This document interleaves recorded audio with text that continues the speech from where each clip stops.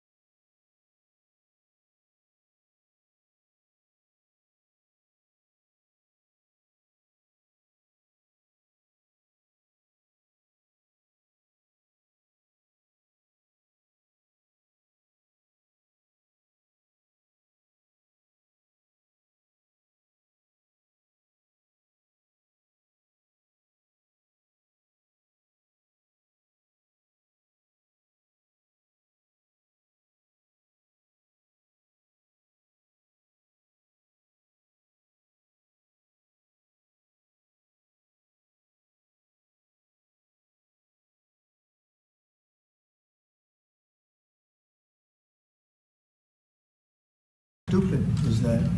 But he allowed millions and millions of people, and of the millions, and I think it was 21 million people, but let's say 3 of them were serious criminals, serious murderers and drug dealers and gang members and people from jails. All the jails emptied out right into our country, right along the open border on Mexico, generally the Mexico. They came in from Canada too, by the way, a lot. But generally speaking, on the southern border. And what a shame it is that we are now working very hard to get them out, get the criminals out, get the murderers out, the drug dealers, the mentally insane, get them out. They dropped the mentally insane in our country too. And this was all done by the Biden administration. It's a disgrace that we have to work so hard. And then we have judges that try and protect these people, but they didn't protect us when the people were being let in. But to get them out is never easy with these people. So I think we're doing a great job. The border is the best it's ever been, even as strong as it was. I had a great, solid border. I think it might even be tougher right now and stronger. So people are coming into our country, but they're coming in legally. We have a legal process, and we have that moving along properly, because we need people to come into our country, but we want people that can love our country and cherish our country. So that's where we are. And with that, any questions? Mr. President, European Union back into the markets today, and would you be open to a pause in tariffs to allow for negotiations? Well, we're not looking at that. We have many, many countries that are coming to negotiate deals with us, and they're going to be fair deals. And in certain cases, they're going to be paying substantial tariffs. There'll be fair deals. As you know, I spoke this morning with the Prime Minister of Japan, and we had a very good conversation. They're coming.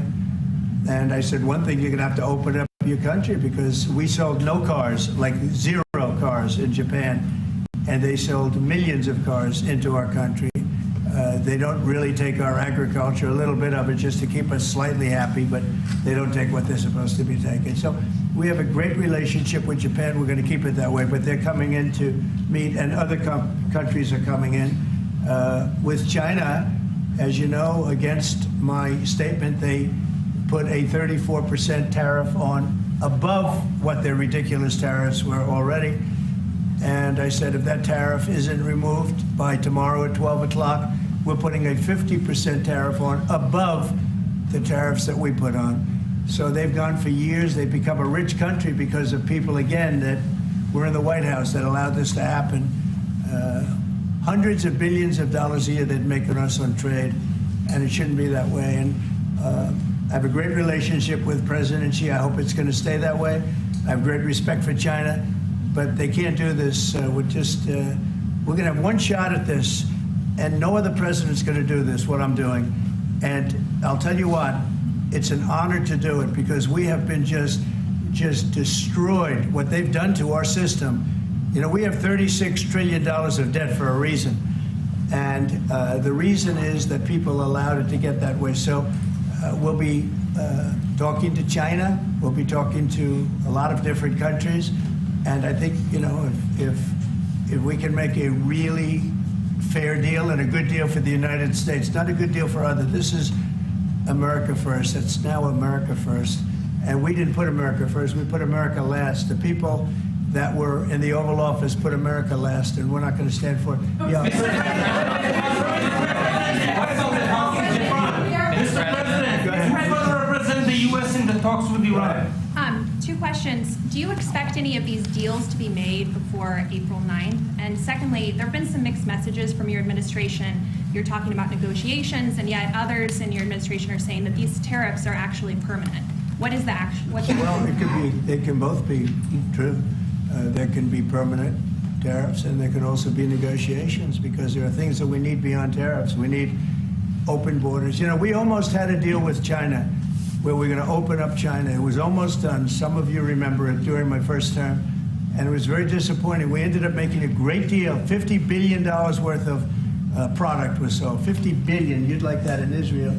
And I made that deal, but it wasn't the deal that I wanted. It was the deal that I wanted was that, plus they're going to open up China so that our companies could go into China and compete with other countries and China for the, you know, for a large number of people.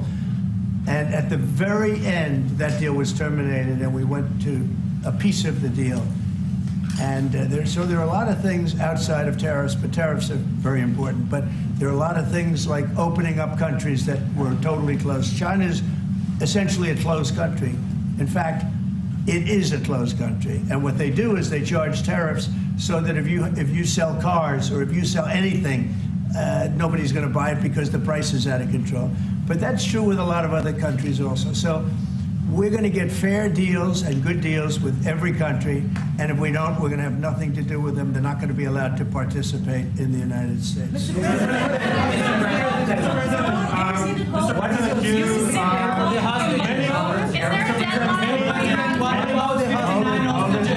Mr. President, Relax, we have time.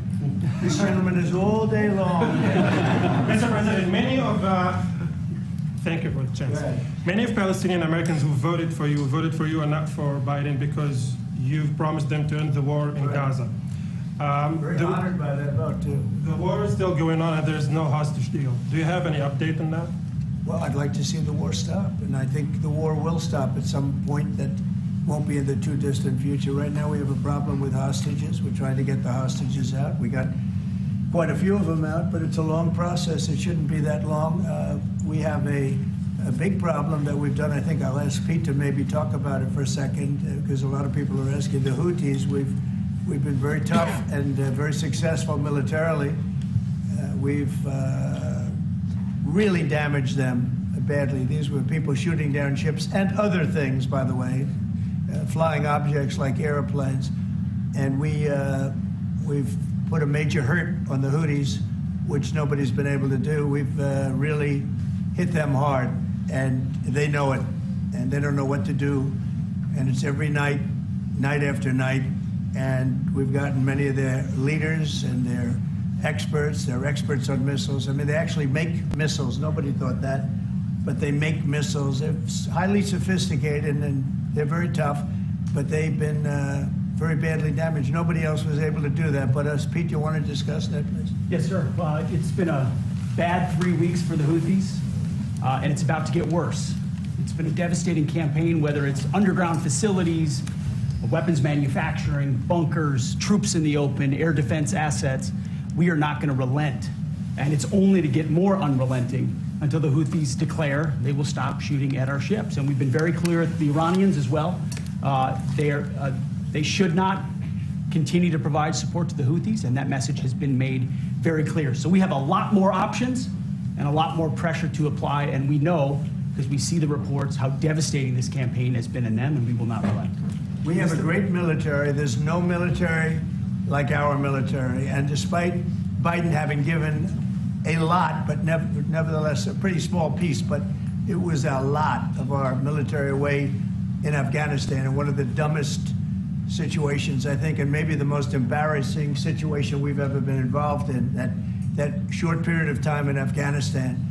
What a disgrace that was, but left a lot of our military behind, left you see them in their annual parades where they're parading trucks that are armor-plated and different things that they can't. But it's many billions of dollars we left behind. But despite that, we have a tremendous military. That was a very small portion because we rebuilt the military during my first term. And we have great things happening with our military. We also essentially approved a budget, which is in the facility, you'll like to hear this, of $1 trillion, $1 trillion, and nobody's seen anything like it. We have to build our military, and we're very cost conscious, but the military is something that we have to build, and we have to be strong because you got a lot of bad forces out there now. So we're going to be approving a budget, and I'm proud to say, actually, the biggest one we've ever done for the military. We're cutting other things that were under DOGE, but under a lot of other.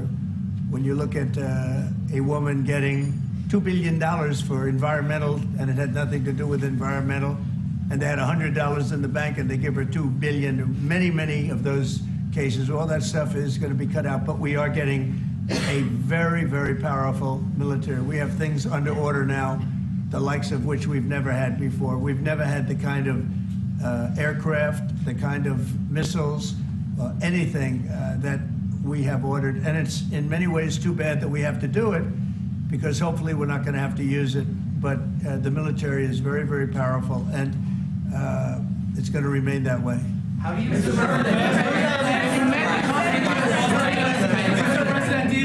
Yes, please. Thank you, Mr. President. I want to ask you about Iran, because this is the first time we hear that the U.S. is having a direct contact with the Iranians. Is it possible to give us some more information at what level the U.S. is High level, represented? very high level. Yeah. And- We're dealing with the Iranians. We have a very big meeting on Saturday, and we're dealing with them directly. You know, a lot of people say, oh, maybe you're going through surrogates, or you're not dealing directly, you're dealing through other countries. No, we're dealing with them directly, and maybe a deal is going to be made. That'd be great. It'll be really great for Iran, I can tell you that. But hopefully, we're not going to have to get into that. We are meeting very importantly on Saturday at almost the highest level, and we'll see how it works out. Please. How do you ensure, Mr. President, that these tariffs don't drive U.S. trading partners into the hands of the Chinese? That they I'm not worried about it. I'm not worried about it. If they want to be in the hands of the U.S., they don't want to be in the hands of the Chinese. And the Chinese have turned out to be really not very good at that. People that are with us, they're with us. But we cannot be taken advantage of any longer. I used to watch these deals for years. I've been talking about it for years. You know, I've been talking about it for 35 years, how our country is being ripped off. I mean, 30 years ago it was Japan, then it was something else, then it was another group, then it was China. China's doing the best job of it, frankly. And it's just not going to happen, not going to happen. Mr. President, you said the EU has said that they have offered 0 for 0 tariffs on cars and industrial goods. Is that not enough? Well, the EU, no, it's not. The EU has been very tough over the years. I always say it was formed to really do damage to the United States in trade. That's the reason it was formed. It was formed with all of the countries from Europe, I guess most of them, not all of them, but most of them. And they formed together to create a little bit of a monopoly situation, to create a unified force against the United States for trade. So they have NATO, which is largely the same countries, and they took advantage of us dollar-wise and militarily until I got there. You know, I was able to get $600 billion from NATO, where they paid NATO because most of these nations weren't even paying. We were paying for NATO, so we're paying them to guard them militarily, and they're screwing us on trade. So that's not a good combination. So now it's really turned around. It's the opposite, and the European Union's been very bad to us. They don't take our cars, like Japan in that sense. They don't take our agricultural product. They don't take anything practically. And yet they send millions of cars in a year, Mercedes-Benz, Volkswagen, BMWs. They're sending millions and millions of cars into the U.S., but we don't have a car that's been sold to the European Union or other places, but let's go for the European Union. And it's not going to be that way. It's got to be fair and reciprocal. It's got to be fair. It's not fair. We have a deficit with the European Union of $350 billion. And it's going to disappear fast. And one of the reasons and one of the ways that that can disappear easily and quickly is they're going to have to buy our energy from us because they need it. They're going to have to buy it from us. They can buy it. We can knock off $350 billion in 1 week. They have to buy and commit to buy a like amount of energy. And we have that. You know, we have more energy than any country in the world. I don't know if you know that. He knows everything, but the one thing he may not know, we have more energy than any country in the world. We have more of every kind of energy, every form of energy, from oil and gas to coal. And people talk about, I call it beautiful, clean coal. As you know, Germany is opening up a coal plant a week. They tried the windmills and it didn't work. They tried all the other solutions and they were ready to go out of business. Now they're doing a coal plant a week. China is now up to 2 coal plants. They're opening 2 major coal plants every single week in China, all over China, and then we're not allowed to use coal.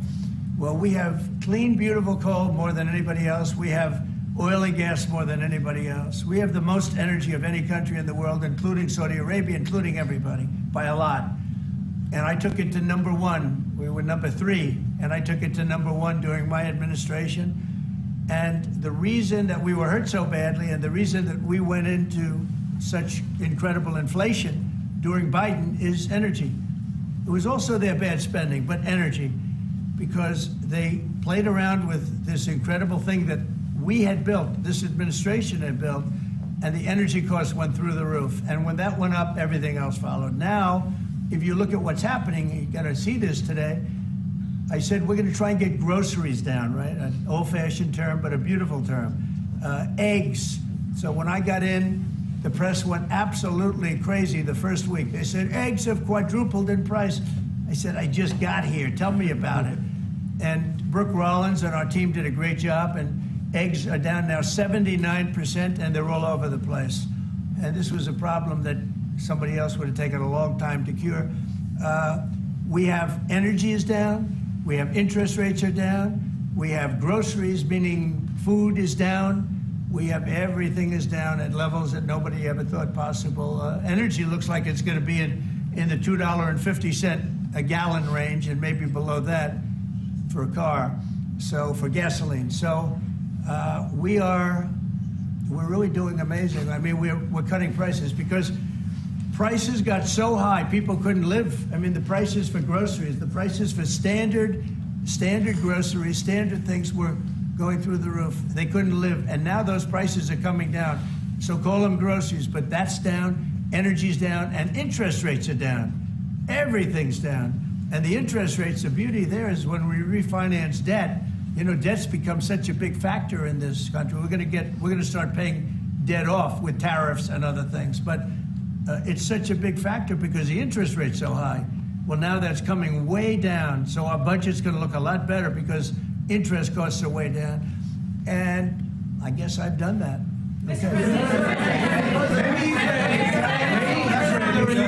Many Israelis are watching you now on live show. Good. What is your specific way of getting the hostages out from the horrific captivity? We are trying very hard to get the hostages out. We're looking at another ceasefire. We'll see what happens. But we want to get the hostages out. The Israeli people want the hostages out more than anything. They want the hostages out. This man is working very hard with us to do that. I mean, I don't know. I hope he's being appreciated because he's been a great leader. He's working very, very hard on the hostages and many other things. And there are plenty of things you have to work on. It's a tough place in the world. I have a good partner. Yeah, you do have a good partner, and so do we. We're working very hard on the hostages.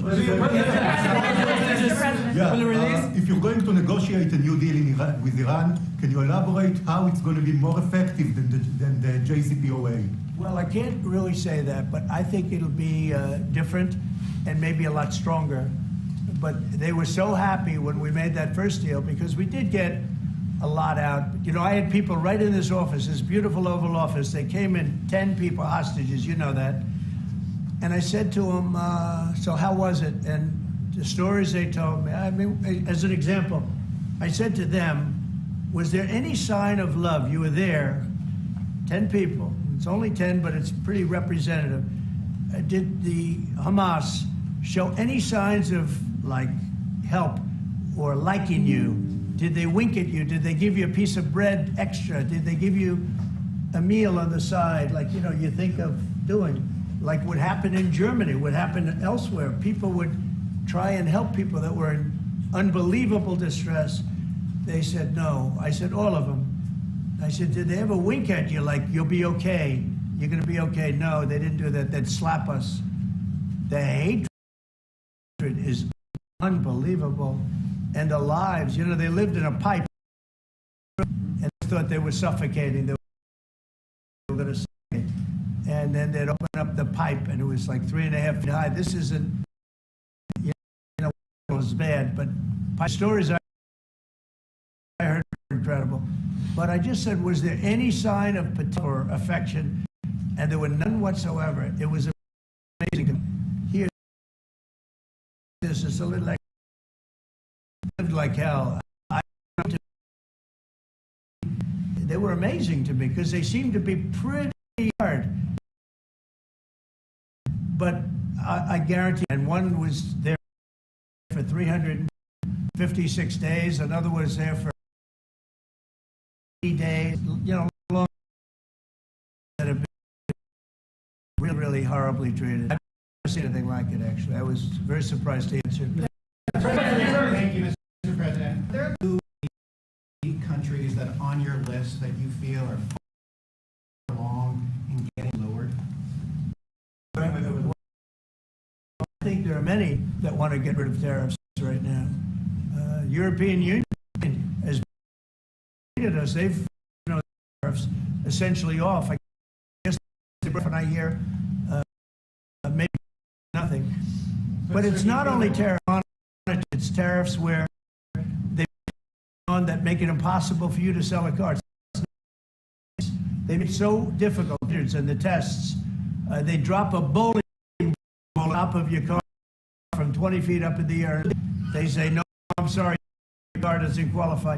When the same car from Germany would dent likewise, unless you can have an army tank, it's going to dent. They come up with rules and regulations that are designed for one reason, that you can't sell your and those are non-monetary barriers. They make barriers that it's impossible to qualify. So tariffs are a big part of it, but there's another that's barriers. Their currency and they drive it down. Want to drive it? They want to have low currency. You know, it's our currency, a strong dollar or whatever, but they bring currency down, and currency is very hard to factor. It's very hard to sell product because it is low, and ours is much higher relatively. Speak to companies that do business, tractor companies, and they say it's so hard to sell because they've lowered lowered their currency, so very hard to compete. We don't want them there. So we have a lot of things that we're talking about, but we're going to fix it properly, and it's going to be, you know, but they have to respect the United States. And nobody could be with this. Easy term. An opportunity to change, opportunity to reset the table on trade. We lose billions. We lose $2 trillion a year. We lose $1 trillion to $1 trillion of billions of dollars a year on trade.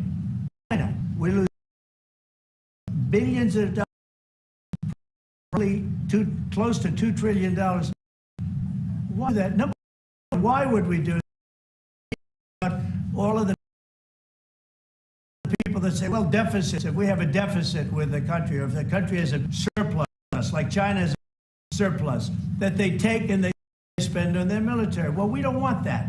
$500, $600 billion a year and spend it on their military. We want them spending money on their money. We shouldn't have to spend it either. Because, you know, hopefully, and I said this to President Xi to use, but it's because we're not going to use those incredible weapons that we have, that they have. We don't want that. So, it's going to be very interesting. It's the only chance we will have to reset, because no other president will be to even go through it, because I see a beautiful picture at the end. But we are making tremendous. A lot of countries who took advantage of us are now saying, negotiate. You know why? Because they're getting beaten badly because of what's happening. They're being devalued as countries. Only we're going to have to reset the table. When we're going to come out unbelievably well. We're going to have a strong again, and we're going to have those factories empty all over the United States. We've lost 9 plants and factories. Think of this. think it's possible. 90,000 plants and factories since after ever developed. And I terminated. We terminated it. Had to get it through Congress. We got it done. And we went to the USMCA, which was much better. The problem is they cheat. They cheat. Canada, just one of those. But we are, and we're going to have a country as men, or maybe our country, believe it or not, from 1870 to 1913. You know why? It was all tariff-based, tax. Then in 1913, some genius came up with the idea of let's charge the people of our country. And the country was never relative, was never that kind of so much wealth. We didn't know what to do with them. We had these committees tirelessly to study once a month.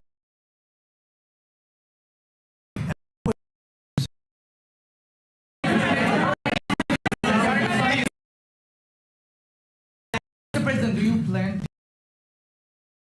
Israeli goods? Israeli goods. Do you What about trade? Maybe not. Maybe not. Don't forget, $1 a year.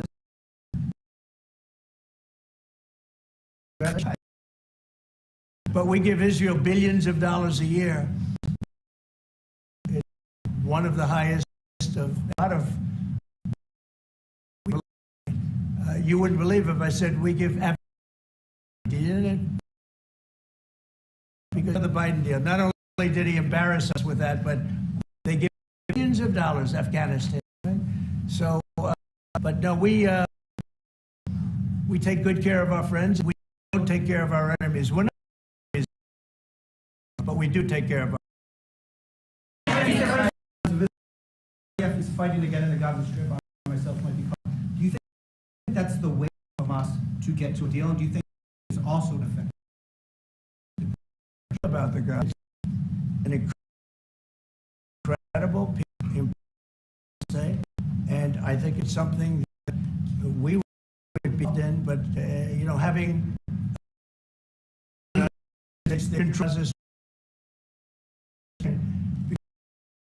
all it is years and years. I hear Hamas and if you take the countries, and you have plenty of countries that will do that. Freedom zone, a zone, well of a place. It's that nobody wants to live in. And when they have good living, real living, where all of the problems, level of death on the Gaza Strip is just incredible. I've said it. I don't understand why Israel isn't this. He wouldn't have given it up. I know him. Ocean front. How did that work out? President, is the immigration plan still on the agenda?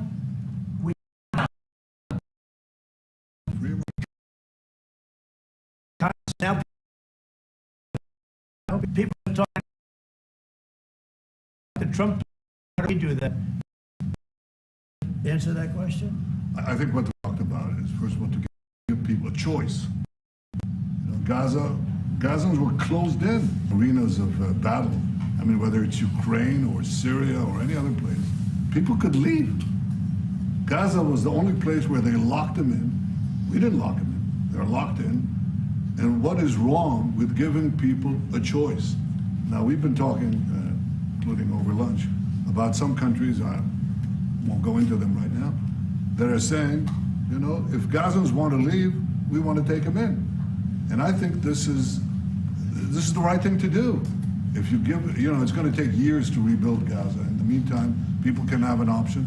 The president has a vision. Countries are responding to that vision. We're working on it. I hope we'll have good news for you.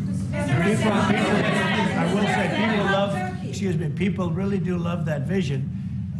It's a long-term vision, but so importantly is to have that be a safe field, because you're right smack in the middle of the Middle East. You're right along Israel. It should have never, ever been given away. It shouldn't have been given away by Israel.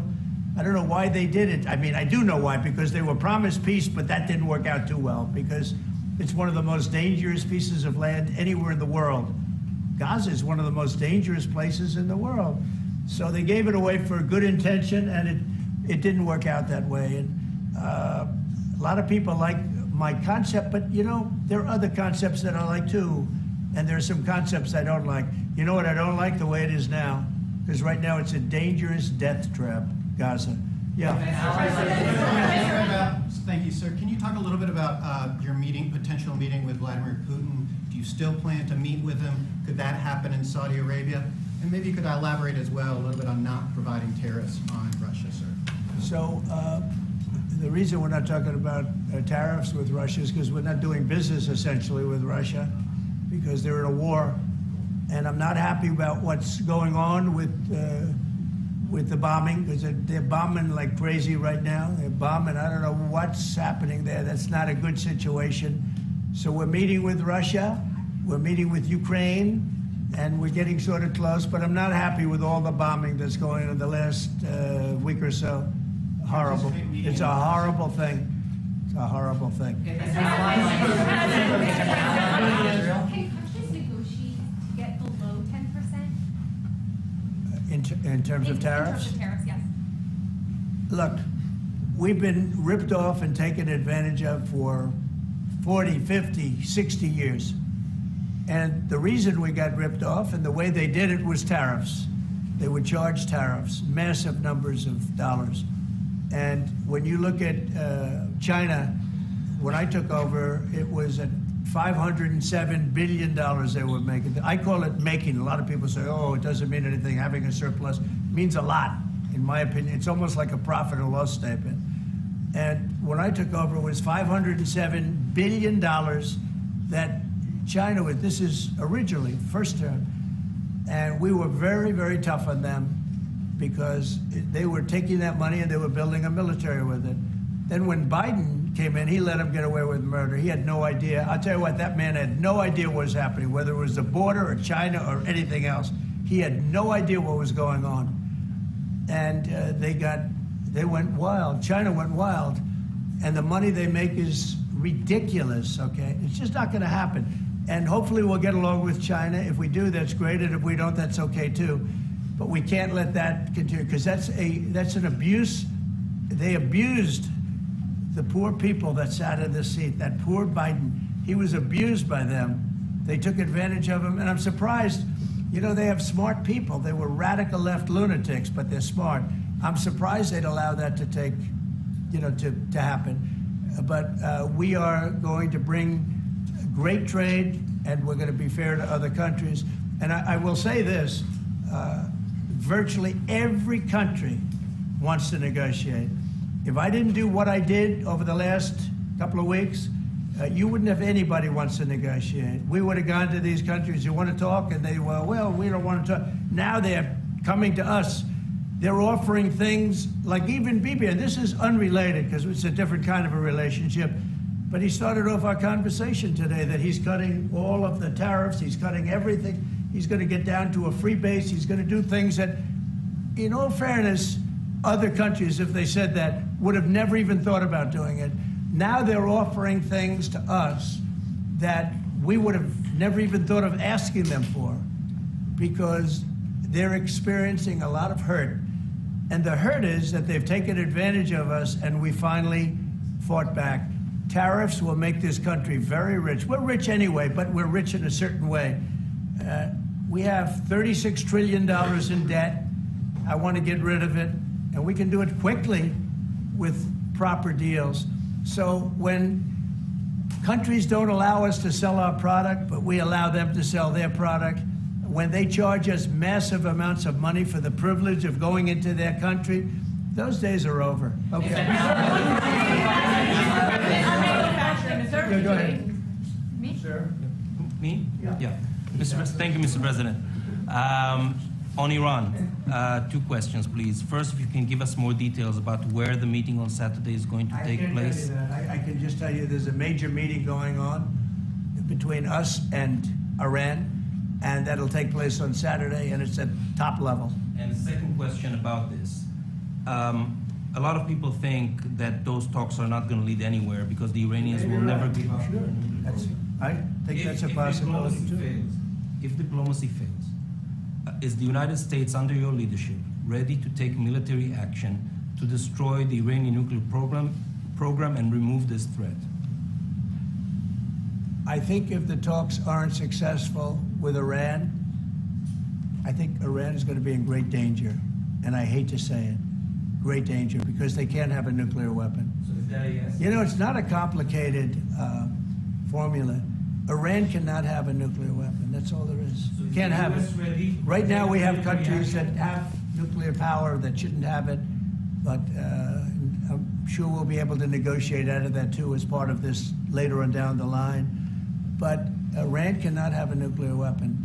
And if the talks aren't successful, I actually think it'll be a very bad day for Iran if that's the case. Yeah. Mr. President, on manufacturing, Mr. President. Mr. President, was October 7th the death blow of the two-state solution, and would you consider classifying the Palestinian Authority as a terrorist organization for its continued pay-for-slay terror financing payments?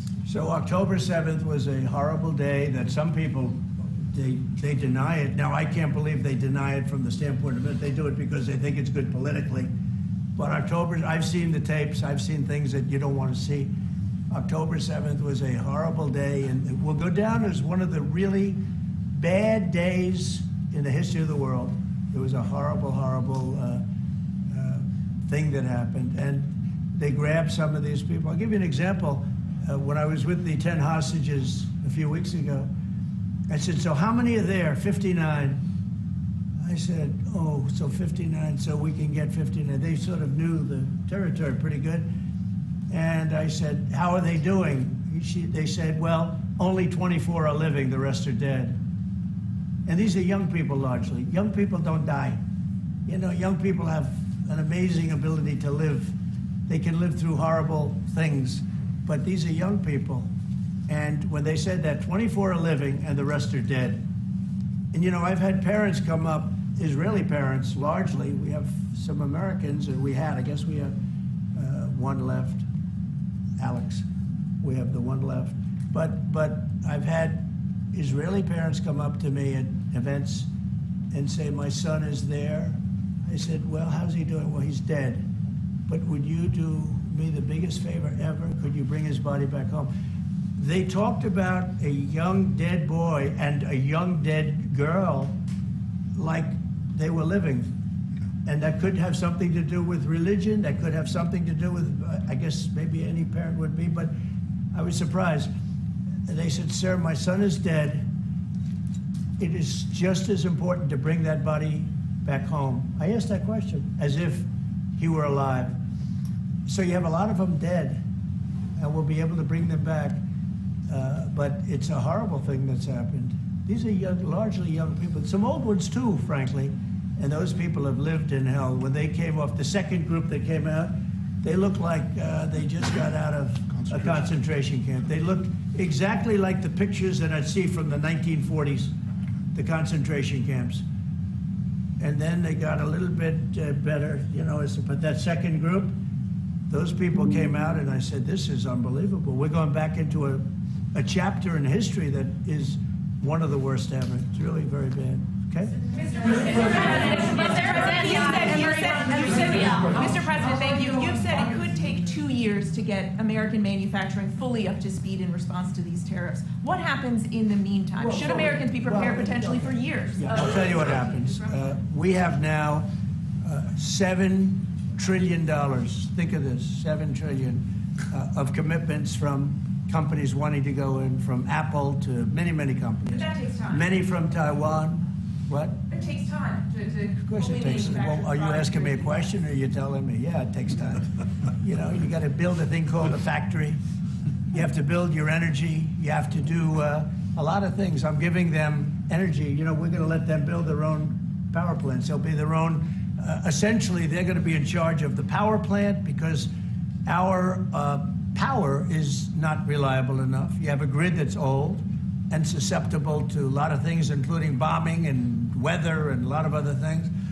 And we're going to give them record timing in terms of approvals of electric plants. Most of them want to build electric plants. We need massive amounts of electricity if we're going to compete with China and others. And interestingly, we're way ahead right now in the AI race with China. But the way we lose that race is if we can't give them electric. But we have more plants being built. We have everything. We're doing so great. And we want to keep it that way. And tariffs will be an important part of it. But one of the other things, Lee Zeldin's doing a fantastic job, head of environmental protection. And he's doing very rapid approvals for people to get, for big companies that are going to build a plant that's going to cost billions of dollars. And we're going to get them their approvals. They have to be environmentally perfect, everything good, but they're going to be in record time, a matter of months versus a matter of many, many years. Okay? But in the meantime, Lisa Rozowski from Haaretz. Turkey claims it will stabilize the situation in Syria. Turkey? Yeah. Israel doesn't want Turkey to influence it in Syria. What do you think? Do you think Turkey's influence in Syria can actually make it a better, more peaceful country, or vice versa? Well, I have great relations with a man named Erdogan. Have you heard of him? Yeah. And I happen to like him, and he likes me, and I know the press will get very angry. He likes Erdogan, but I do, and he likes me, and we've never had a problem, and we've gone through a lot, and we've never had a problem. We've always got, as you remember, we got our minister back from Turkey. You remember that? And this was a big deal at the time. And we got him back. And I told the prime minister, I said, just, Bibi, if you have a problem with Turkey, I really think I'm going to be able to work it out. You know, I have a very, very good relationship with Turkey and with their leader. And I think we'll be able to work it out. So I hope that's not going to be a problem. I don't think it will be a problem. Now, with that being said, I believe it was Turkey, and I said that to him. I said it. I said, congratulations. You've done what nobody's been able to do in 2,000 years. You've taken over Syria with different names, but same thing. I said, you've taken it over. He's taken it over through surrogates. He goes, no, it was not me. I said, it was you, but that's okay. You don't have to say, well, sort of maybe it was me, okay. But what he did, he's a tough guy, and he's very smart. And he did something that nobody was able to do. You know, you got to hand it to him. Any problem that you have with Turkey, I think I can solve. I mean, as long as you're reasonable. You have to be reasonable. We have to be reasonable. Thank you very much, everyone. Thank you, press. Head out. Head out, press. Thank you. Thank you. Head out that door. Head out still. Through the corridor. Straight to the door we came in. Thank you, press. Thanks, guys. Thank you, everyone. Please go out the door. Keep going. Ma'am.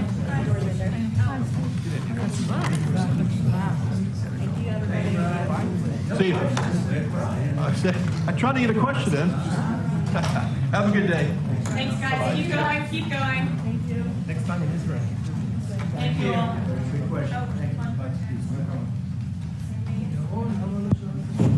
Thanks, guys. Keep going. Keep going. Bye.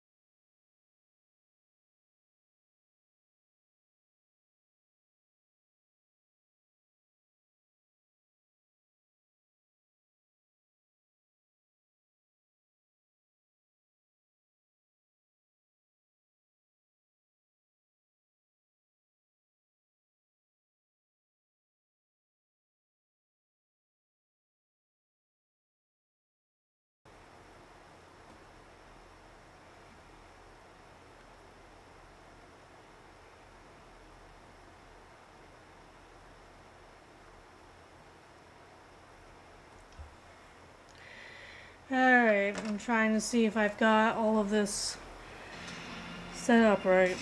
Hold on a second here.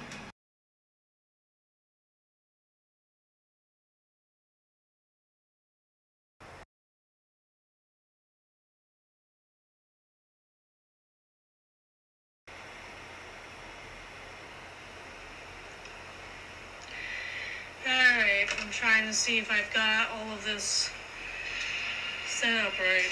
Hold on a second here.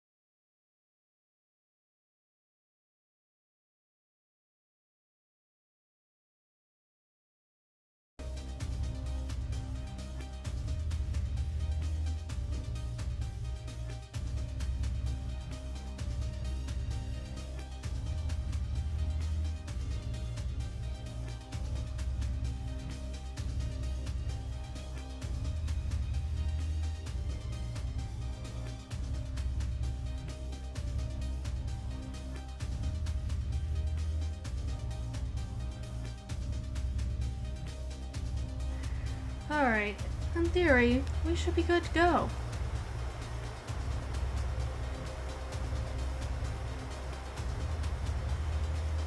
So I haven't really been monitoring the stream today, but I'm back now.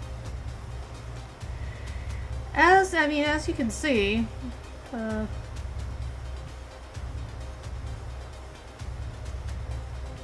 it's not been a fun day. Not been a fun day for the stock market, exactly.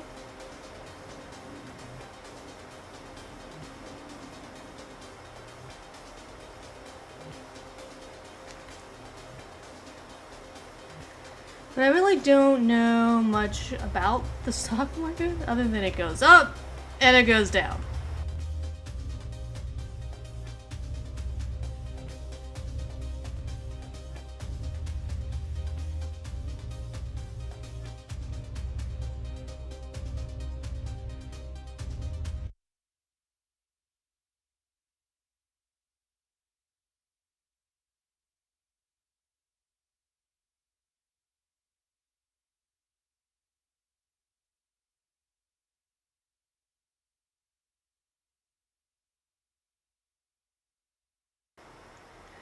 So, you know, you're not looking for me, I hope, for in-depth analysis on what it all means, because not happening.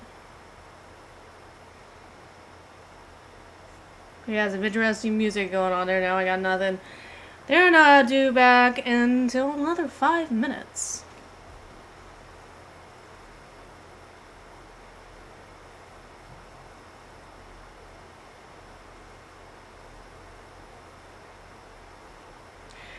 An interesting thing happened today. So I tried to super chat Aaron Imholt through Streamlabs.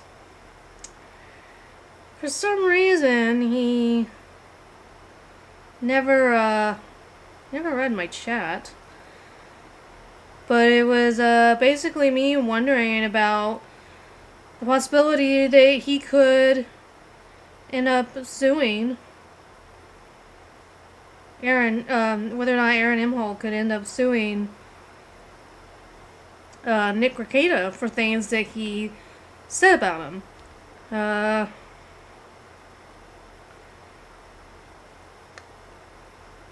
don't know.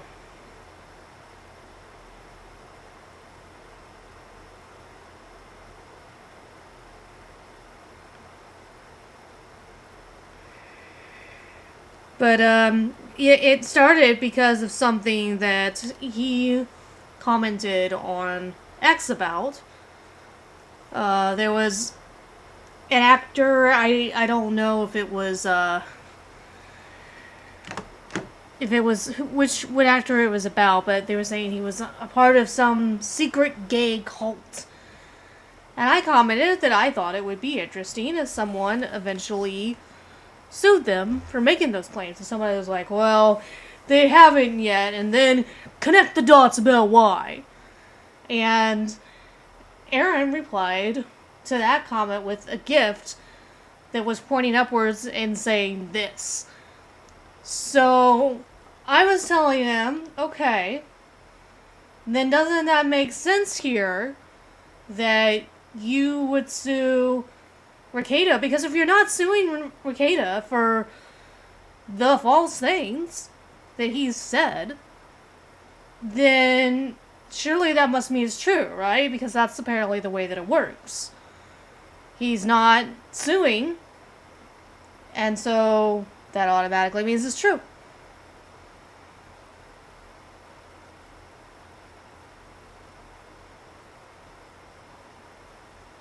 I don't know, it makes sense to me. So we're gonna find out what's going on with Lori Vallow here.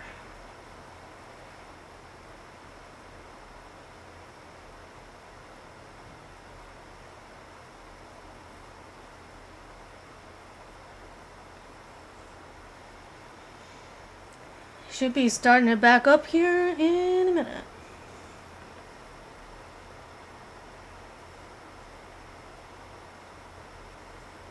Come on, hurry up and give us sound again.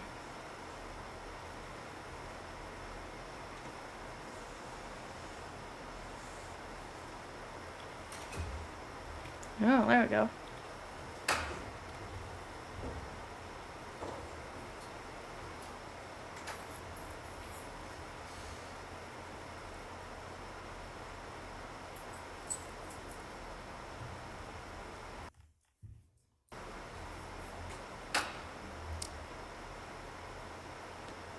All right, we're on the record. State of Arizona versus Lori Daybell. The attorneys, the present, the defense present.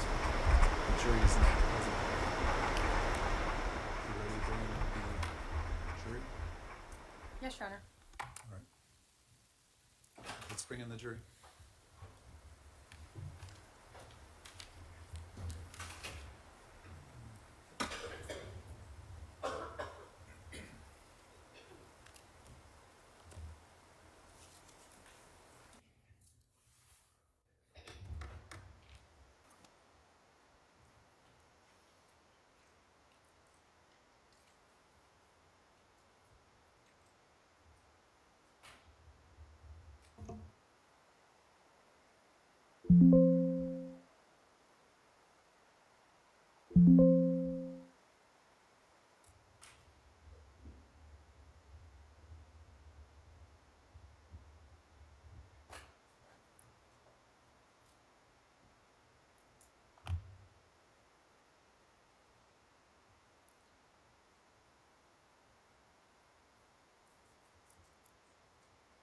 I don't know how well everyone's gonna be able to read it, but there's that, I guess, for those who want to.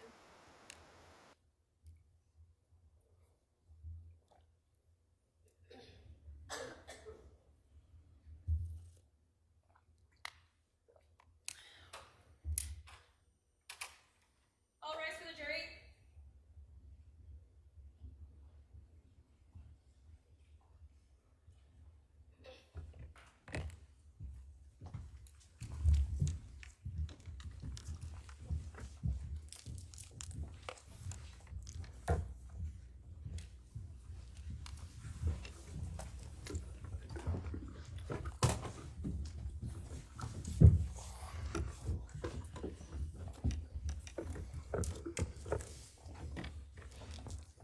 All right, the jury is now present. Please be seated.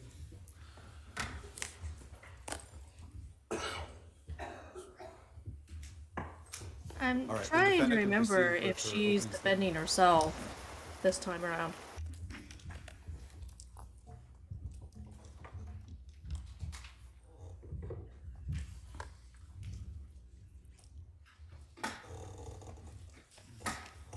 Ladies and gentlemen of the jury, I have been charged with a crime, a serious crime.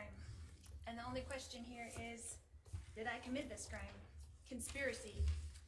Conspiracy is an agreement between two or more people to commit a crime. I think that might be why we're actually seeing her now standing there, because she is defending herself. The evidence in this case will show that Charles Vallow and I got married in February 2006. It will show that it was my fourth marriage and Charles' third marriage. At that time, we each had 2 children. I had Colby, who was 9, and Tylee, who was 3. Charles had Cole, who was also 9, and Zach, who was 7. The evidence will show that our family moved from Austin, Texas to Chandler, Arizona in 2009.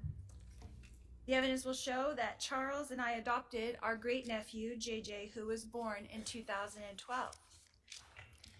It will also show that Charles and I were married for over 13 years and were raising 5 children. The evidence will show that I was a licensed cosmetologist and worked as a hairstylist for 20 years while we lived in Austin, Texas.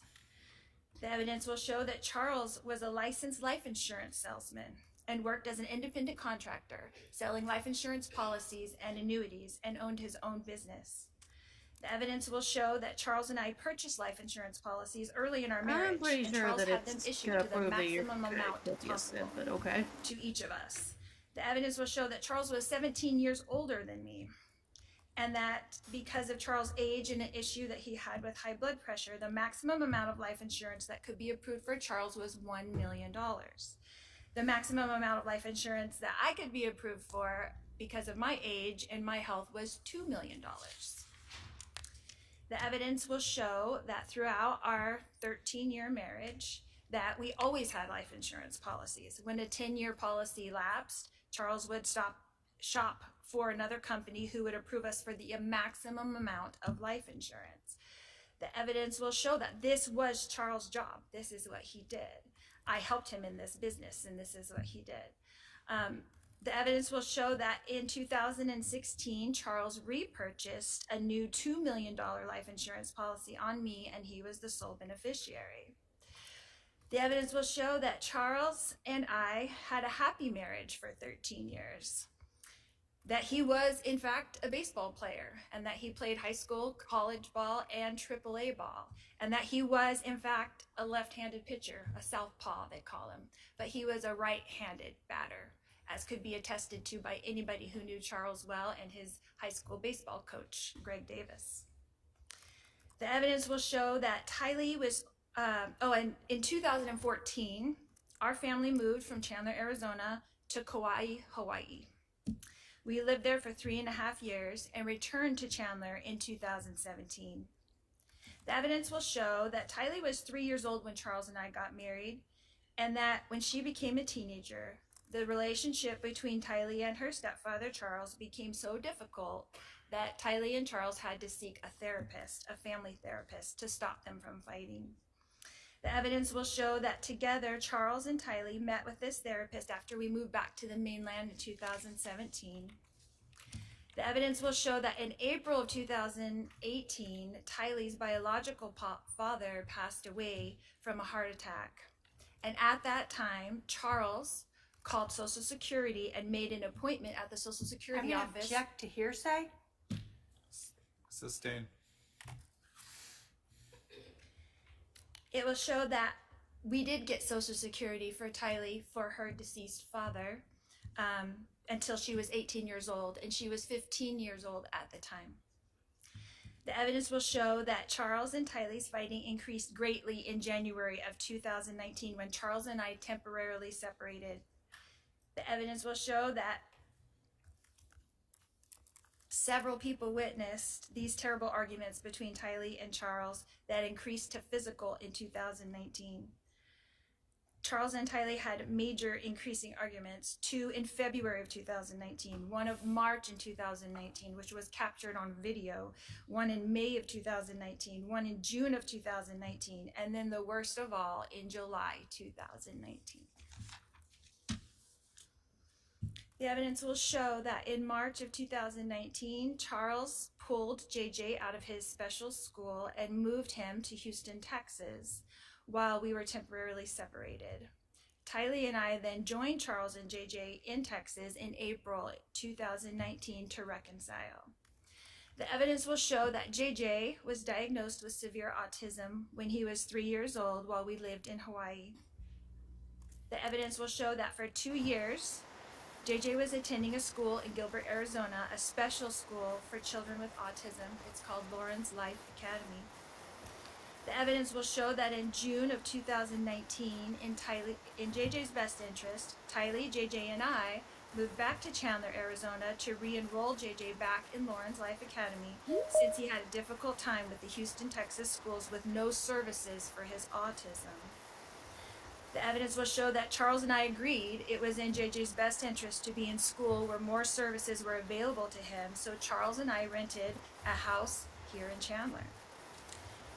On the day in question, July 11th, 2019, Charles and I were renting two houses, one in Houston, Texas, where he mainly resided, and one in Chandler, Arizona, where I resided. I'm not with our really two sure younger how children any of this matters.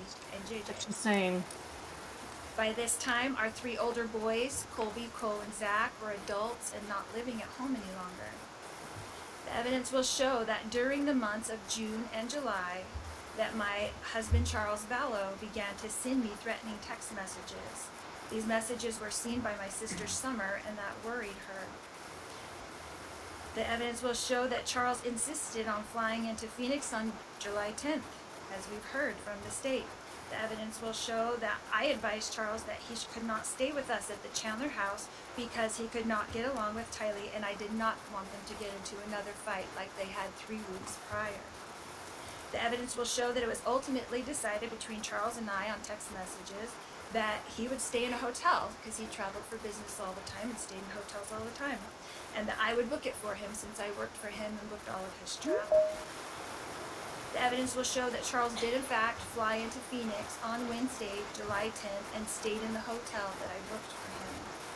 The I mean, I evidence guess will show that Charles good paid to for fly you. my You brother flew in a Adam hotel. Cox into Phoenix from Kansas on the same day, Wednesday, July 10th, 2019. The evidence will show that Charles planned to come to our Chandler home and pick up JJ and drive him to school on Thursday morning, July 11th, 2019. The evidence will also show you that Lauren's Life Academy opens its gates at 8:25 a.m. in the morning. And the evidence will show that Charles showed up at our Chandler residence around 7:30 in the rental car I booked for him on the morning of Thursday, July 11th, 2018. The evidence will show that Charles began texting with my brother Adam Cox before he entered our residence, and that Charles and Adam were discussing in their text communications that my other brother Alex Cox was at the residence. The evidence will show that on the morning of July 11th that Tylee was asleep in her room and my brother Alex was asleep in the guest room. The evidence will show that when Charles entered the house, only JJ and I were awake and present. The evidence will show that after we put JJ in the rental car, that Charles came back into the residence to receive his phone, leaving JJ in the front seat of the rental car with the engine running. He was 7 years old. The evidence will show that Charles began to scream at me when I refused to hand him his phone. The evidence will show that Charles' screaming woke up Tylee and Alex.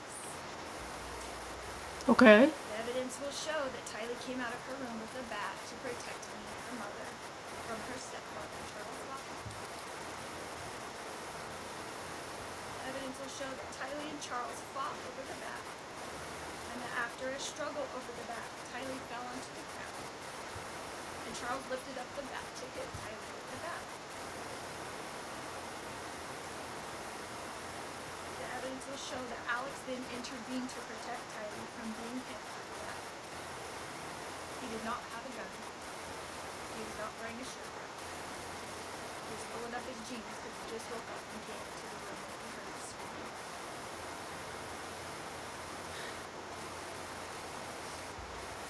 The evidence will show that Alex and Charles got into a physical struggle for the bat and fell onto the ground. Evidence will show that Tyler, who was on the ground, was lifted up by me and sent outside to get away from the struggle and to protect JJ, who was still in the running car, in the rental car in the driveway.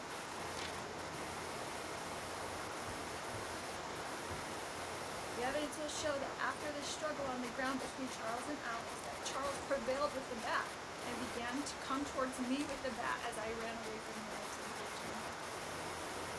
The evidence will show that at some point while I was running In the away, previous trials, we have never seen any evidence of this. None whatsoever. that Alex apparently retrieved his gun. There's not a single thing that she's saying right now that jives from what I remember from the other trial.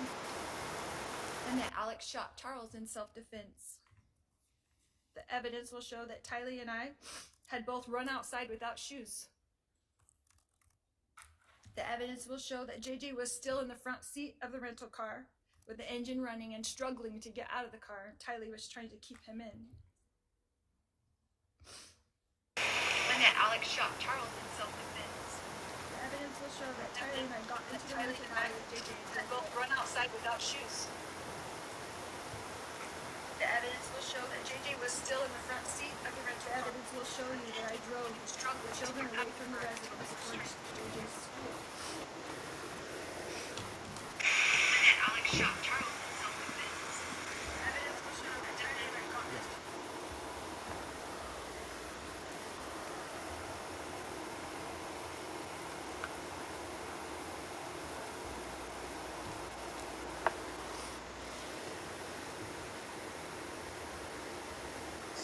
Spare me tears. Spare me tears.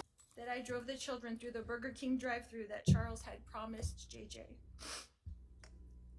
The evidence will show that we continued to drive towards JJ's school and that the gate was not yet open at JJ's school.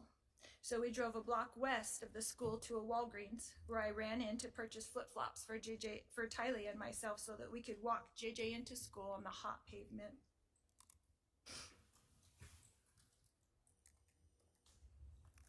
The evidence will show that Tylee and I returned directly to our residence where we met with police in our driveway. The evidence will show that we were spoken to by the Chandler police officers.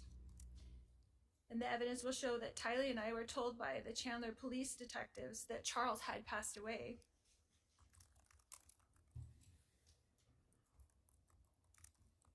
The evidence will show that we were put into a police van and driven to the Chandler Police Department. The evidence will show that Alex was taken by police in a police car to the Chandler Police Department, and that we were all three separated into interrogation rooms and we were each interviewed. The evidence will show that next, Tylee and I were brought back together into a room at the Chandler Police Department and were introduced to a victim's advocate who was very kind to us. The evidence will show that after speaking to the victim's advocate, that Tylee, Alex, and myself were put back into the police van and driven back to our residence. We were directed by the Chandler detectives to take the rental car and return later to the residence after we picked up JJ from school. The evidence will show that we did as instructed by the Chandler detectives. The evidence will show that we drove to Alex's residence where we attended to the wound on the back of his head. The evidence will show that Alex was then contacted by the Chandler detectives to return to the residence so that Alex could walk them through the events that occurred with the detectives at the residence. The evidence will show that Alex, Tylee, and I did return to the residence as instructed. And the evidence will show that Alex entered into the residence with Detective Moffett, but that Tylee and I were met by Detective Inkland in the front yard. The evidence will show that at the time, Detective Inkland asked Tylee and myself if we had Charles' cell phone. Tylee retrieved Charles' cell phone from the rental car and gave it to Detective Inkland at 3:11 p.m. on July 11th, 2019. and at that time, Charles' phone was placed in the custody of Chandler Police detectives. The evidence will show that Detective Inklin asked us if we knew the passcode on Charles' phone, which Tylee proceeded to give to Detective Inklin.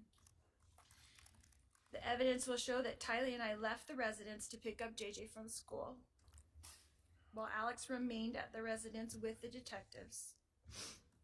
The evidence will show that by the time Tylee, JJ, and I returned to the residence, that all police, EMS, CSI, and detectives were gone from the residence and only Alex remained.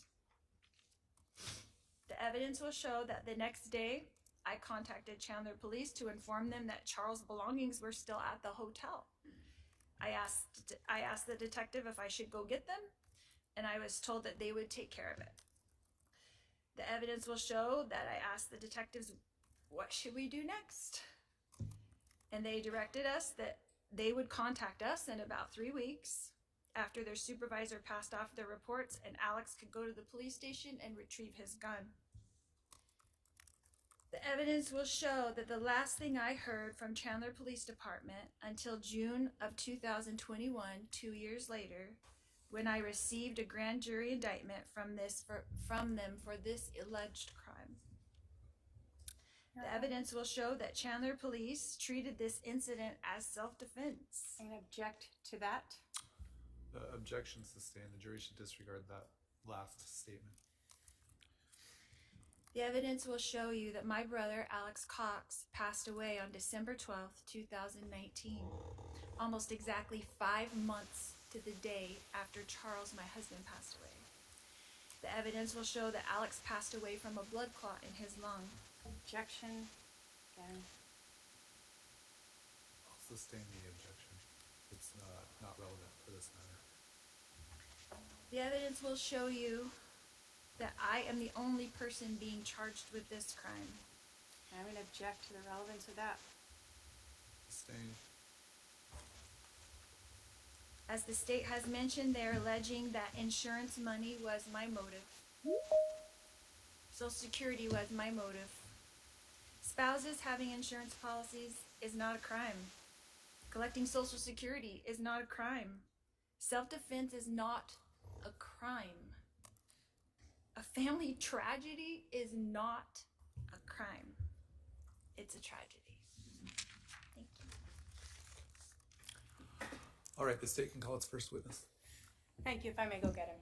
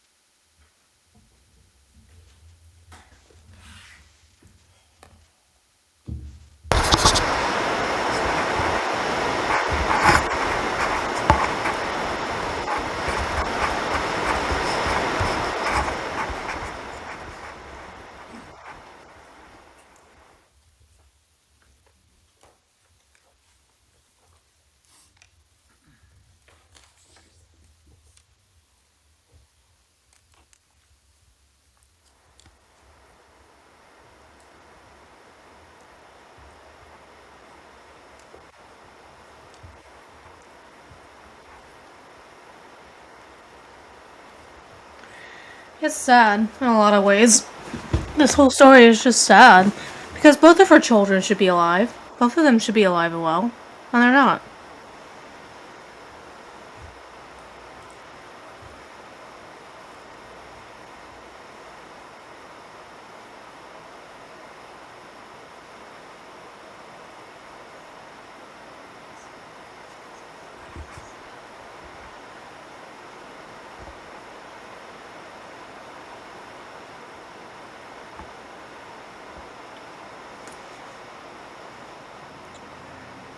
And, you know, nothing that you can say can, right, sir, can you're gonna change call- that unfortunate reality. Clerk will swear you in.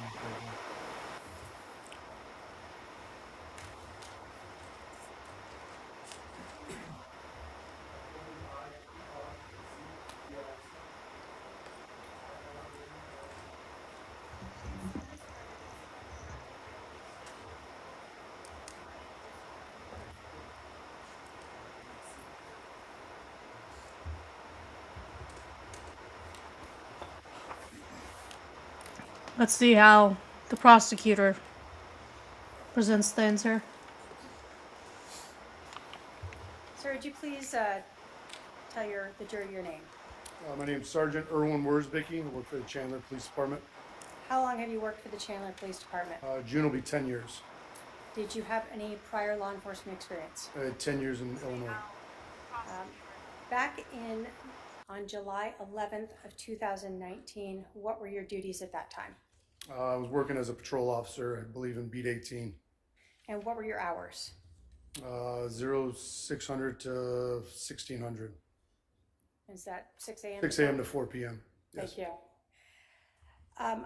Were you dispatched to a residence at 5531 South Four Peaks Place in Chandler, Maricopa County, Arizona? Yes, ma'am. And what were you dispatched for? It was a shooting. Were you the first on the scene when you arrived? I What was, did you ma'am. see? Okay. What were you wearing at the time? I was in full patrol uniform. Does the Chandler Police Department back then, did they have body-worn camera? They did. And can you describe where that was and how that works? I believe back then I wore it on my left shoulder. Okay.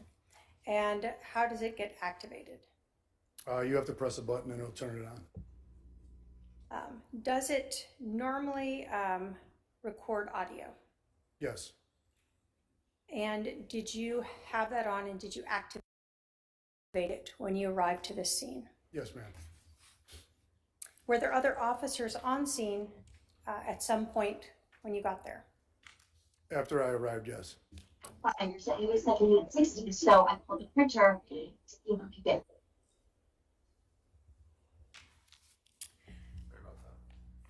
What other officers arrived on scene? Right after I arrived, Officer Krautheim arrived. Can you describe to us sort of what happened as you get to the scene? How did you and Officer Krautheim handle the situation? When I was getting out of the car, I believe the gentleman that called in was still on the phone, and we advised dispatch to tell him to come out with nothing in his hands except his phone. As he opened up or came out the front door, I started giving him commands as what I wanted him to do. So you're talking with dispatch. Is that the same as 911? Yeah, it's the same dispatch center. So is the person who's talking to the 911 person then just relaying information to you? Yes. So you're able to tell that tell dispatch to tell the person to come out? Yes. Did you and Officer Krautheim have someone come out? Yes. Can you describe for us the person's demeanor as they're first exiting? He was very nonchalant, very compliant with us. Okay. You said he still had his phone? Yes. Do you recall if his other hand was up? I do not recall. Do you recall where he came out of from the house? He came out the front door. Okay. When he exited the house, what did you guys have him do? I gave him commands to come towards us and then have a seat on the curb. Okay. So there's just two of you officers still at this point? Yes. What did you do at this point? I decided to go check for anybody that was injured inside and clear the house, make sure there was nobody else in there. Okay. What did Officer Krautheim do? I believe he started speaking to the gentleman that we had come out the house. So he stayed outside? Yes. And you went into the house? Yes, ma'am. When you talk about clearing the house, can you tell us what that means? What do you do? We just wanted to make sure that if anyone needed aid rendered to them, we could render aid to them, or if there were any more suspects in the residence, that we could try to apprehend them. Does that mean that you walked through the entire house? I believe so, yes. Okay. And all that's when your body cam is on? Yes, ma'am. When you first entered that house, can you describe for us what you saw when you walked in that front door? Yeah, initially when I walked in, it opened up into like a day room or something like that, and just off to the right, I saw somebody laying on the ground, motionless. Did you notice anything about that room? It was empty. So no furniture? No furniture, yeah, it was just an empty room. The person that you saw to the right, male or female? Male. And can you describe how you saw him laying on the ground? Yeah, he was laying on his back. I believe with both of his hands to his side, motionless. And then I went over to him to check his pulse. Is that standard for police to check the welfare of any potential victims? Yes. When you checked the pulse, did you find one? No. Did you notice anything else about this victim? Yeah, I noticed that there were 2 apparent gunshot wounds to his chest area, and there was blood pooling in like his kind of like neck collar area. Did he appear to still be alive to you? No. As part of your job, both with your prior experience in Illinois and your experience here in Arizona, have you seen deceased people before? Yes, ma'am. Did you think this person was dead? Yes, ma'am. If you didn't think he was dead, are police trained to do CPR? Yes, ma'am. We're all certified to. Would you have done that if you believed that would have helped him? Absolutely. So even though a person appears deceased to you, is fire still called out to check on them? Yes. Why is that? They go through their own process and procedures, and I believe they usually give the official time of death. Okay. Did you notice anything else in that room where that male was lying? I can't think of anything right now, no.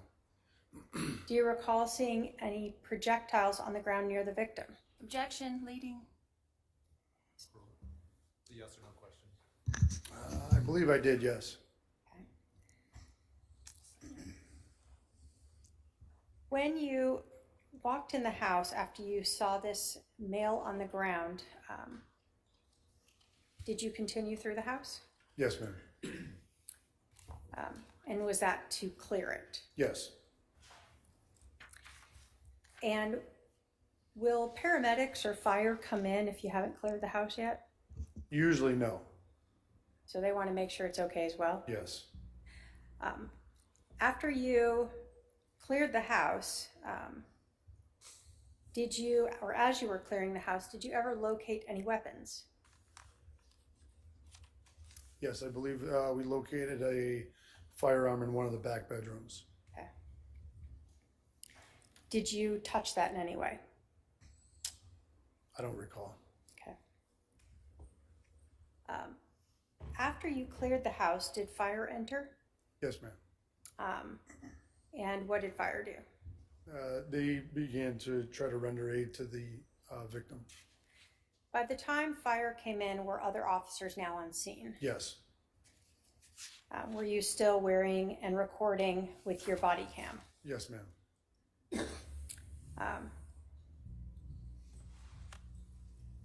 Does the body cam, you told us that it's on your shoulder, does it always show where you're looking? No. So your eyes or your head can be turned to a different direction than what the camera is actually Yeah, showing? if I was turned and talking to the judge, my camera would be facing the crowd. I want to show you a video.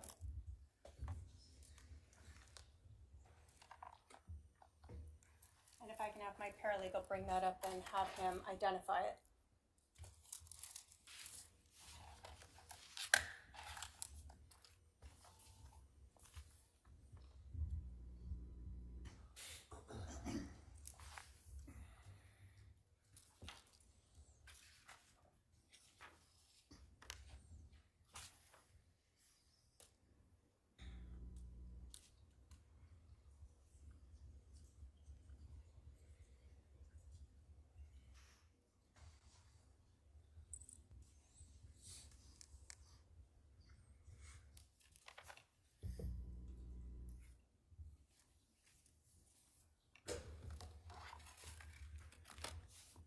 And so if you could just look at that and let me know if you recognize that as your body cam minus the audio of it.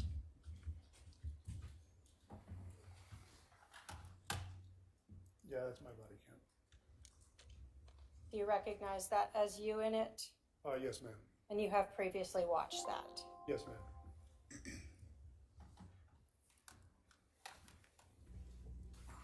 Your Honor, the state will move to admit exhibit number 2, I believe.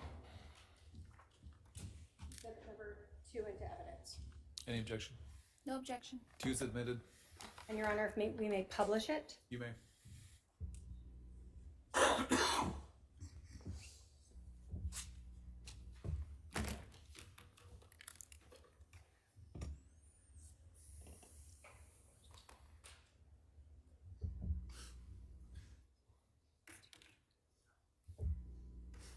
Also right there.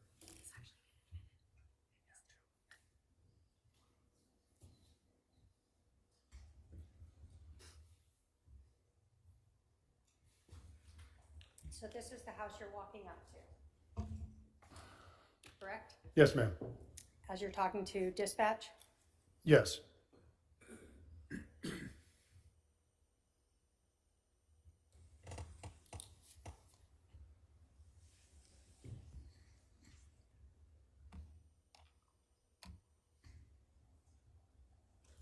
And this is the individual that is coming out that you asked dispatch to have come out? Yes, ma'am.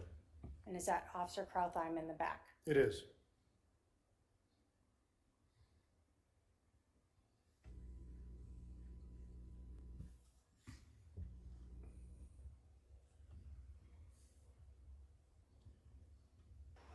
If you notice, the only thing that's still open right now is the nice composite index. All the other things are still closed. Yes, ma'am. Or are closed. That's standard. Yes. That where you checked to see if this male had a pulse? Yes, ma'am.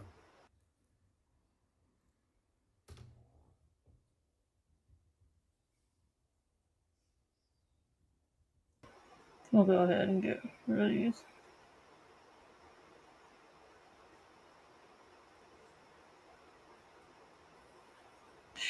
Down 23%, down 91%. Dang.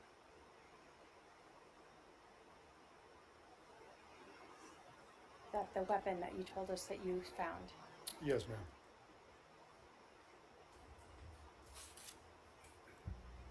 Are you letting people know on your radio that you've found a weapon?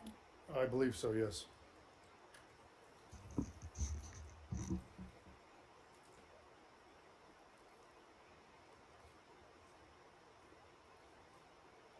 You told us that other officers were arriving? Yes, ma'am. Is that what we see here happening? Yes. And is fire also starting to come in?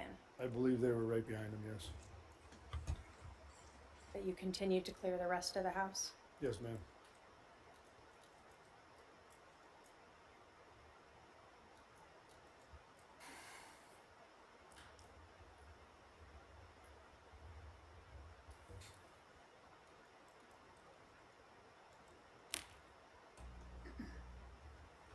So what do we see there? It appears that the fire is rendering aid to the victim, or attempting to. Were you walking around trying to find identification for the individual on the ground? Yes, ma'am. Were you able to ever find an identification for him? I was not. So no wallet laying around? No. No ID in his pocket? I didn't check his pockets, but no, I don't think fire found one. So you're kind of talking with them to let them know who this is as well? Yes. Because they're documenting it. Yes.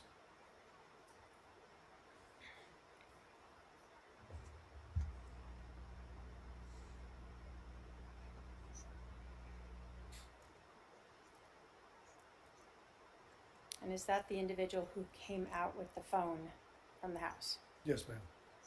One that dispatch and 911 told to come out? Yes.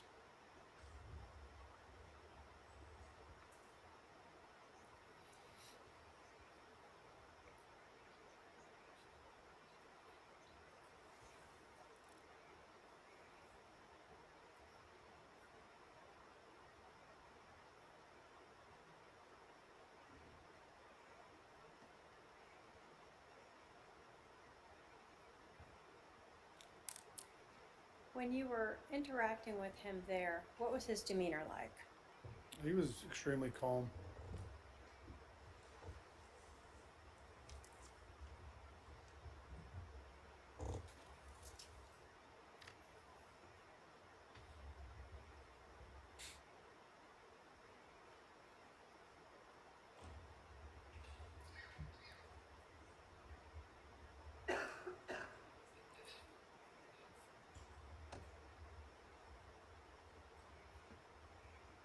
You told us that you were looking for the wallet for this individual. Did it seem unusual to you that you couldn't find one? I wouldn't say it was unusual. I didn't know if he lived there or not, so I just kind of looked around to see if there was anything laying around.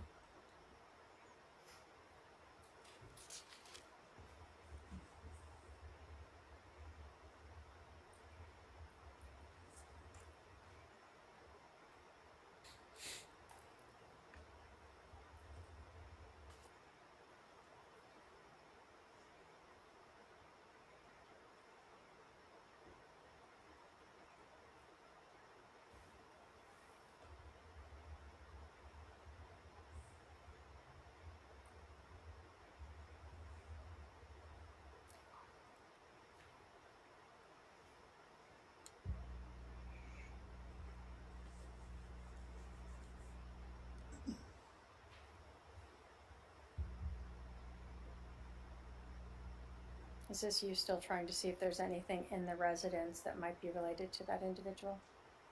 I think I was just giving Officer Cohen a recap of what I already went and looked through.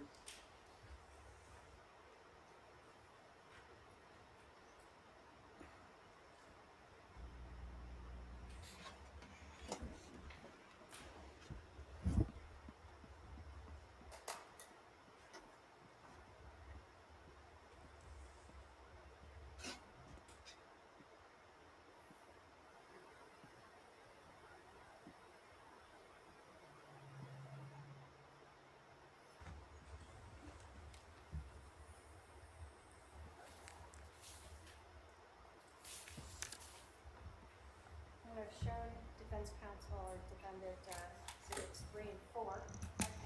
Paralegal then goes to up to the officer to review as well.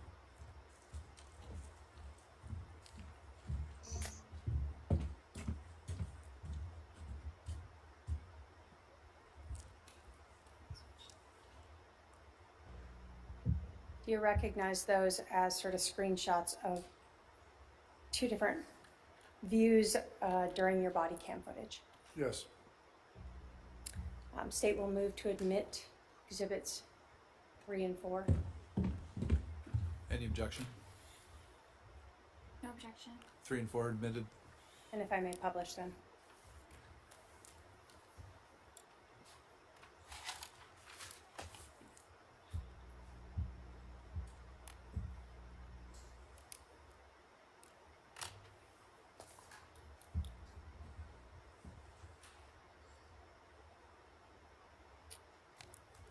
So in this photo, when you were looking at it, were you able to see here's where you are checking to see the pulse of this individual? Yes, ma'am. And did this also reflect what you had talked about of the blood pooling that had run towards his neck area? Yes.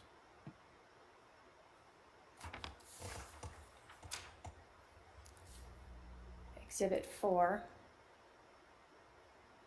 Is this sort of when we first see you walk back in and we see fire working on the individual? Yes.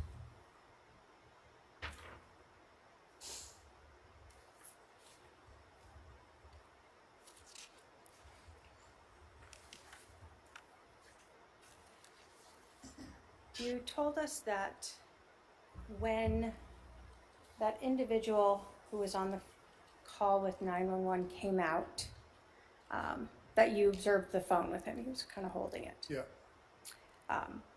Did you ever see any other phone in the house as you were looking around? Anything obvious laying around? I don't recall, no. I don't believe I did. No phone on the ground near the deceased male? Not that I recall, no. After you had cleared the house, allowed fire to enter, and other officers were arriving, were you tasked with going out to put up some crime scene tape? Yes, ma'am. What does that mean? It's just tape that keeps the general public out, keeps the media out, so we have a secure scene, and it doesn't get tainted by anybody or anything. So that included both the house and some of the street? Yes, ma'am. Did that sort of end your involvement? Yes. Thank you. I have no other questions. All right, cross-examination.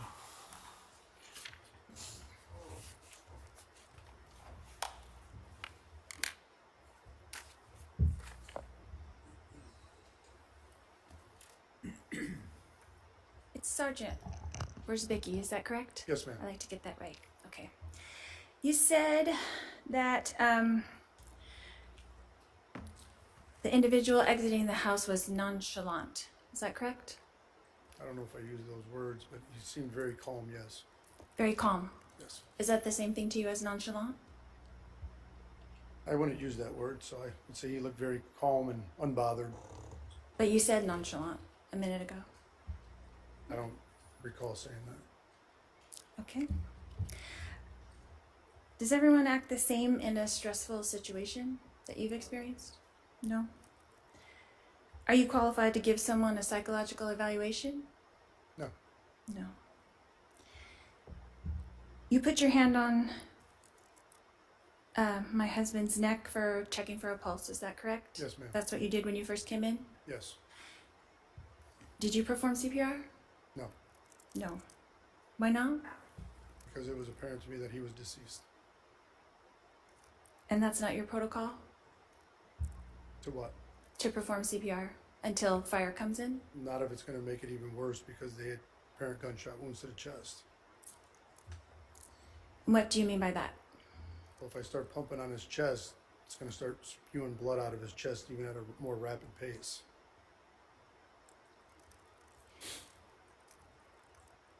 So when the 911 operator was telling my brother to do that, that same thing would happen? All depends on when the call came into dispatch. But I'm saying if you're doing CPR on someone with a gunshot wound in the chest, on the chest. Could, yes. Yeah. Okay.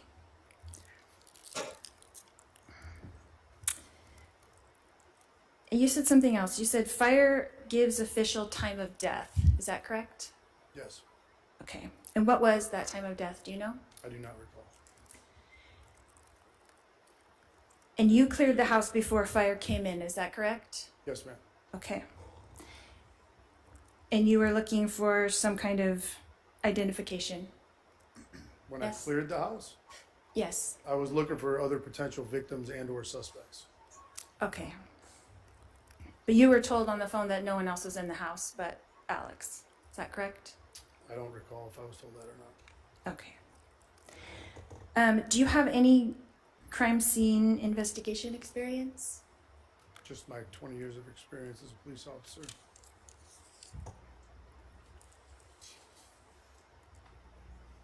And you said something about, and this is just for me to understand, you said something about the casings being to the left of him or to the right of him? I didn't say they were to the left or to the right. Oh, did you say west or east? No. Oh, sorry, that was my interpretation.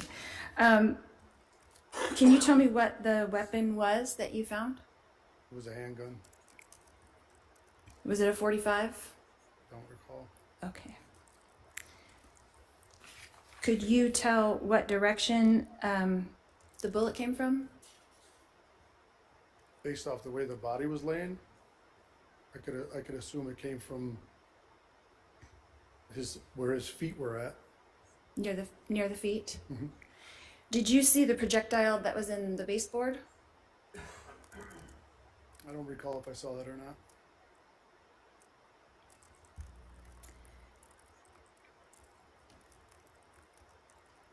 You said he did not appear alive, that you already thought that he was deceased. Is that correct? When you entered into the house? Yes. What time was that? I believe I was dispatched to the call at 8:41. So I mean, if I was going to make a guess on what time I walked into the house, I would say I was probably at the residence within 10 minutes. So around 8:51, perhaps? Possibly, yes. Okay. And then when fire took over, is that the normal protocol for fire to take over and do the CPR? Yes. And so you didn't do CPR, but they did do the CPR. Is that correct? Yes. On top of the gunshot wound. Yes. Is that normal protocol? I don't know what their protocol is. Okay. I'm just asking because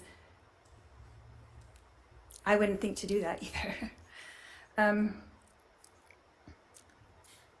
And then you said that you went outside to put up the crime scene tape. Is that correct? Yes, ma'am. So you were, after you cleared the house, you left and went to the front yard? Yes. And then you were there for how long at the residence before you left? I couldn't give you a time.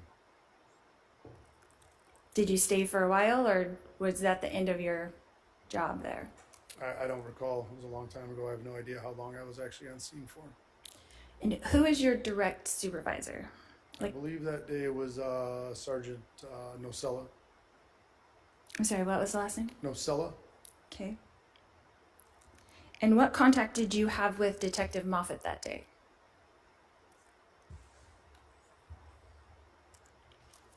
I don't know if I had any with him on scene. Okay. What about Detective England, perhaps? I may have briefly spoke to her while I was on scene. Okay. 1 time? 2 times? 3 times? I couldn't tell you a number. Okay. And then when you have to report to your superior before you left the scene? He was on scene, I would imagine. Nocella? Is Yes. that what you said? Okay. And then you don't know what time you left, but you arrived at approximately 8:51? Give or take, yes. And then did you see me arrive at the scene? I think as I was leaving, yes. So approximately around the time that I arrived, you were leaving. I don't know if I left when you arrived, but I was on my way out of the crime scene as far as I know. Okay. And then you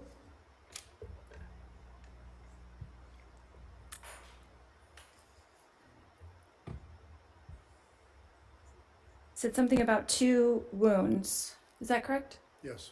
And how did you see the 2 wounds through the shirt?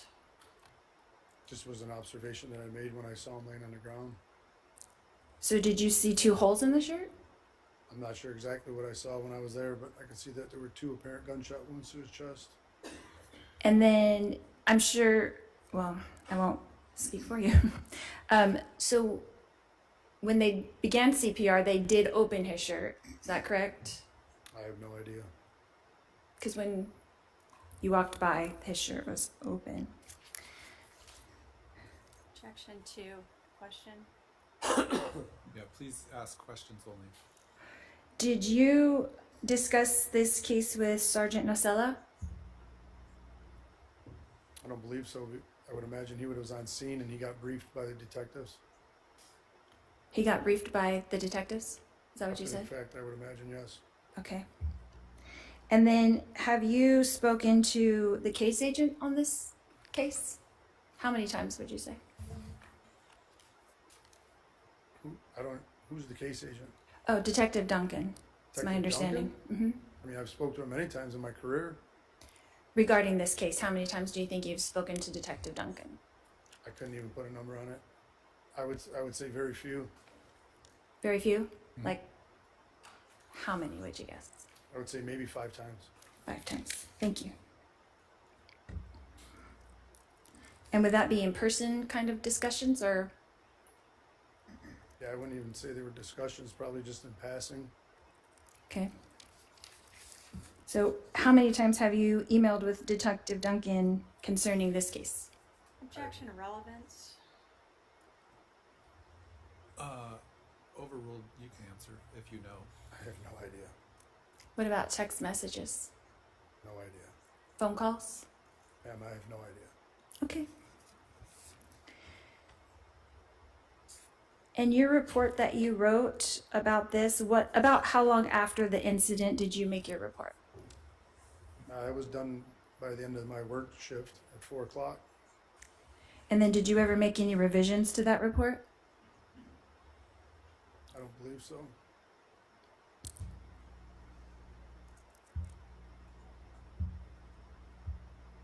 So you left the scene approximately sometime in the morning, and by 4 o'clock that day you had written your report.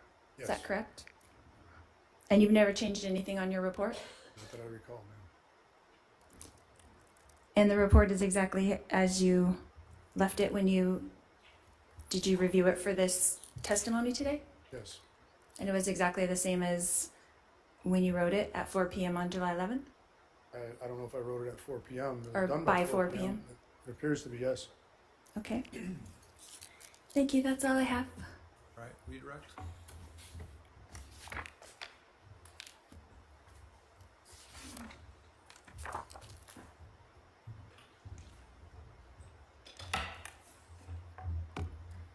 Sergeant, you were asked about the shooter's demeanor. Were you just telling us what you observed? Yes. What did you observe? I just observed him very calm and collected after just shooting somebody. And that's both seeing him come out as well as having some interaction with him on the curb? Yes, ma'am. When a person is been shot and you check for a pulse and you believe they are deceased, as a police officer, are you supposed to touch the body? No. Is the body basically a crime scene? Yes. Based upon your training and experience, did you believe that the victim was deceased? Yes, ma'am. Do fire have EKG heart monitors and things that they use to determine if maybe you missed a pulse? Yes, ma'am. When you talked about giving CPR, if an individual is now a crime scene, would giving CPR to that deceased person change the crime scene? Yes. And so as someone who believed the person was deceased, you did not want to modify or change the crime scene? Correct. You were asked about the gun. Is the gun part of the crime scene? Yes. Were you responsible for processing the crime scene? No. Why didn't you go in there and pick it up and start handling it? Because I didn't want to alter where it was laying when he got done using it. You were asked a lot about when 911 was called, when you were dispatched. This was a few years ago, Several, yes. 2019. Yes, ma'am. Is there something called a CAD report that documents when 911 was called, when you were dispatched, when you arrived, and even when you left? Yes, ma'am. Would looking at the CAD report help refresh your recollection as to when those events occurred? Yes. If I may have my paralegal provide me with a copy of the CAD report.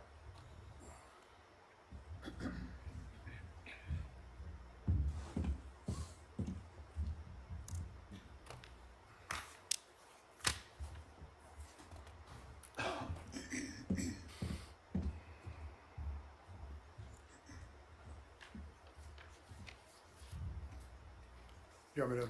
Starting, does looking at the CAD report help refresh your recollection as to when the 911 call was received? Yes, ma'am. When was that? It was received at 8:36.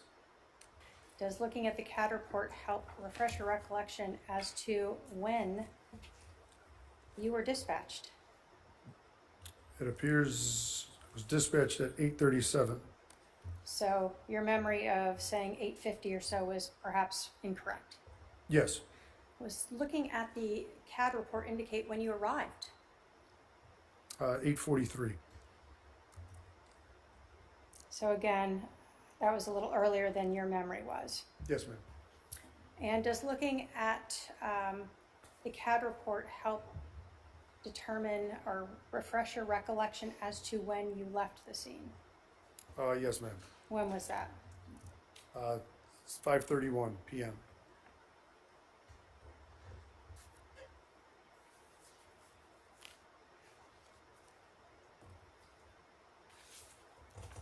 As a police officer who is one of the first on scene, do you provide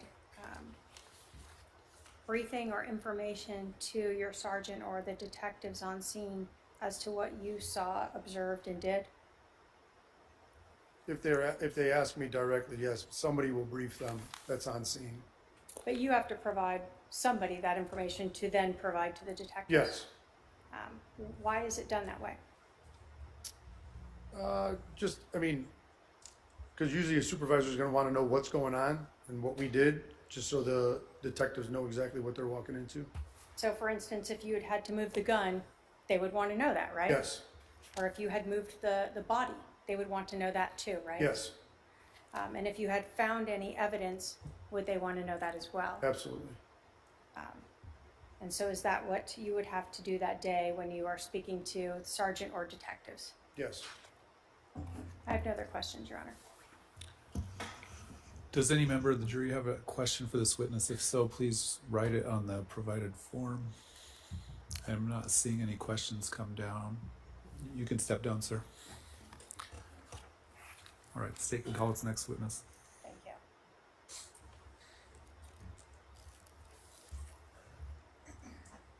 And if I may go get.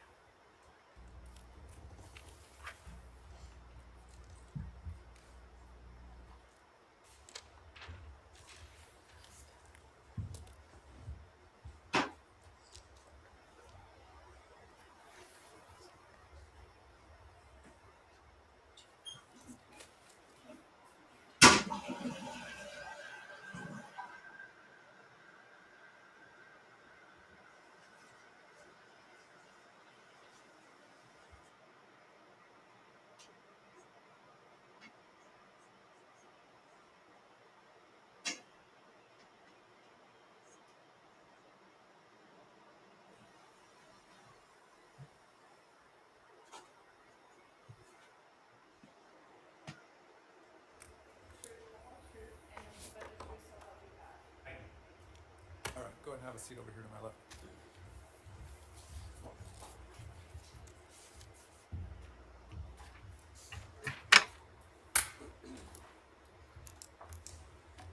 Sir, would you please introduce yourself to the jury? I'm Robert Krautheim. And where do you currently work? I currently work at the Sandra Day O'Connor Federal Courthouse Back in 2019, where were you working? as a Chandler police officer in Chandler, Arizona. How long did you work for the Chandler Police Department? 25 years. When did you retire? About 3 years ago, February. When you were working there in July of 2019, what were your duties at that time? I was a patrol officer. I was responding to calls for service. Okay. And do you recall what your shift was at that time? It was a day shift. I think I start my shift at 6 and end at 4. Were you working patrol for Chandler Police Department on July 11th of 2019 at about 8:36 a.m.? I was. Were you dispatched to 5531 South Four Peaks Place in Chandler, Maricopa County, Arizona? Yes. What were you dispatched for? A shooting that had just occurred. Based upon the information that was, well, let me ask you this. When you are arriving to a scene, do you get information relayed to you about this call? I do. Why is that? The call taker is asking the person on the phone what's going on, where it is, who's there, just basic information. And then dispatch relays that information to me as I'm driving to the call for service. Is that so you have a better idea about what you're walking into? Yes, it's on a computer, but verbally, the stuff that's really pertinent before I arrive is just verbally done over the air. So when you were arriving on the scene, did you think this shooting had just occurred? I did. When you got to this 5531 South Four Peaks, were there any other officers on scene yet? Yeah, Officer Wiz was there. Is that Officer Wisby? Yes, I'm sorry, I apologize. What were you wearing? Patrol outfit, basically a patrol uniform, police uniform, body-worn camera. And back then, where was your body-worn camera? At the time, it was a lipstick camera, so part of it was here, but the camera's actually on my right shoulder. Okay. And was that on and recording as you sort of arrived on scene and while you were present there? Yeah, I started recording while I was driving there. Okay.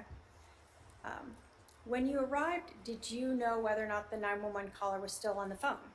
Yeah, she was still on the phone. And when you were talking with dispatch, did you arrange to have this person come out, or did Officer Wisbicki do that?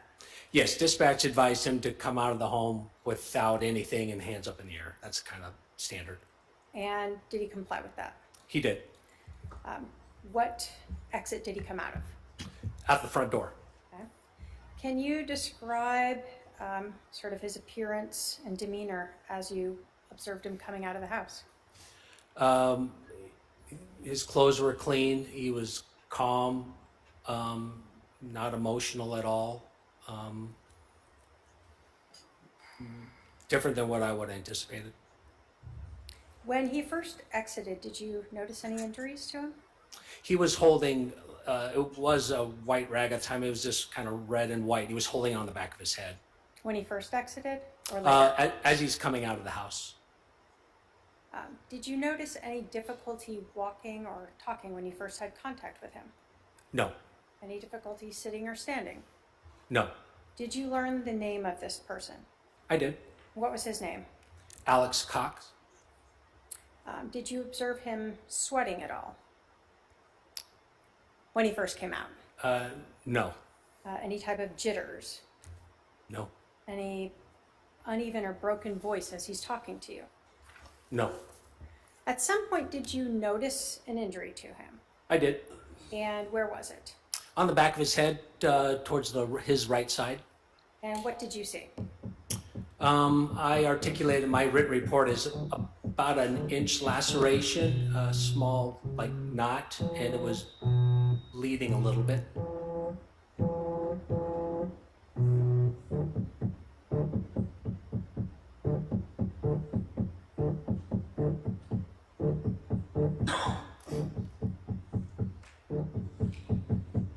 If we can fix that.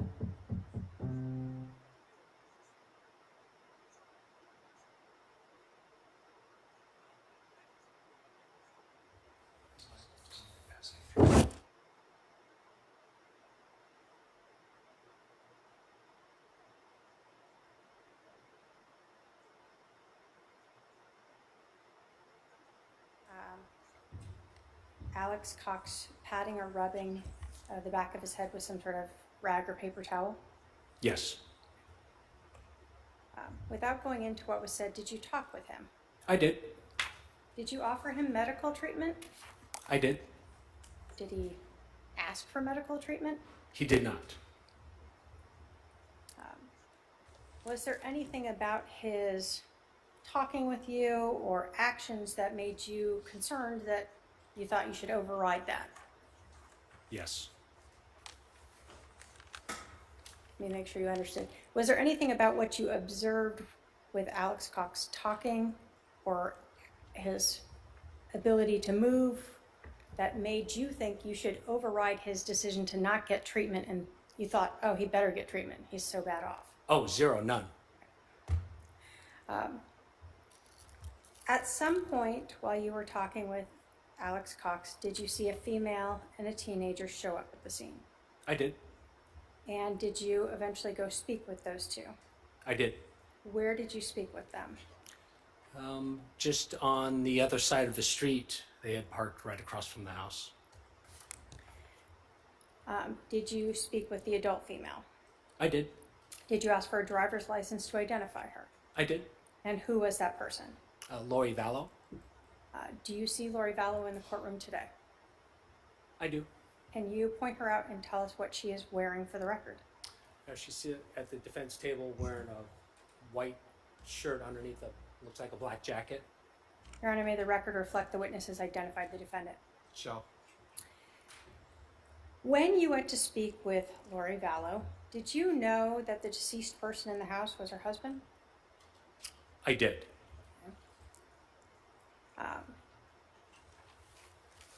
When you went to speak with Lori Vallow, did you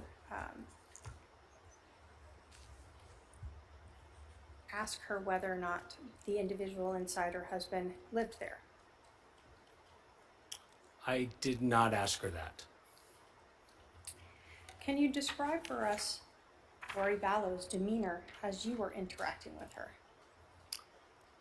Calm, nonchalant, just kind of a matter of fact, just talking to me as I'm talking to you now. When you went to speak with Lori Vallow, can you tell us approximately how many police cars were parked around there? Well, I don't know either myself. I know there was at least mine and Officer Wiz's. There's a fire truck there. I think there was an ambulance there, and I think there may have been another police car. I can't remember, but there was a lot of emergency vehicles just near the home itself. And was her brother Alex Cox sitting sort of in view of her? Literally across the street, like the desk of the prosecutor would be her car. This is the street, and I had Alex seated right on the sidewalk. When she first arrived, did she actually walk up to where you were with Alex Cox? Yes, she did. And you asked her to go back to the other side of the street? I did. Did she ever ask you how her brother was doing? No. Did she ever ask you if her brother needed medical attention from being hit by a bat? No. Did she ever ask you why there were so many police cars around the neighborhood? No. Did she ask you why there was a fire truck parked in front of her house? No. So, other than gathering basic information, did you really talk to her about anything else?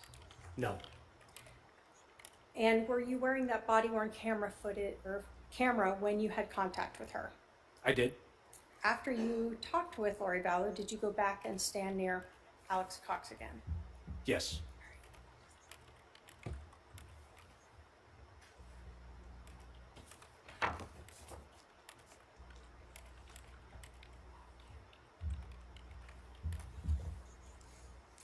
If I can have my paralegal go up and show him exhibit number 1.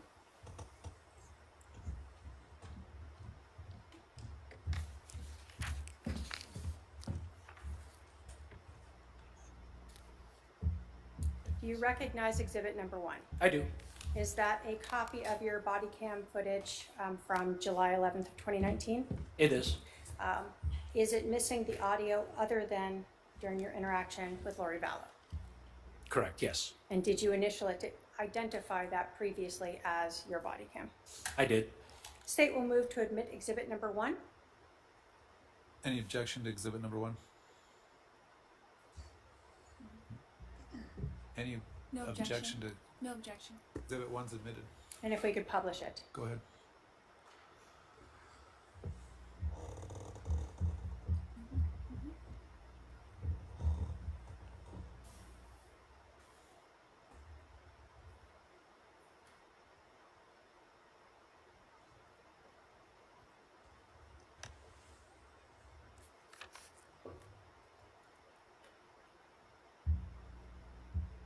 So is this you responding to the scene? Correct. And was your camera flipped upside down initially? Well, the camera wasn't, the orientation of the software was. So that's why we see the axon and stuff in the bottom corner upside down. That is correct. So this was a gated community? It was.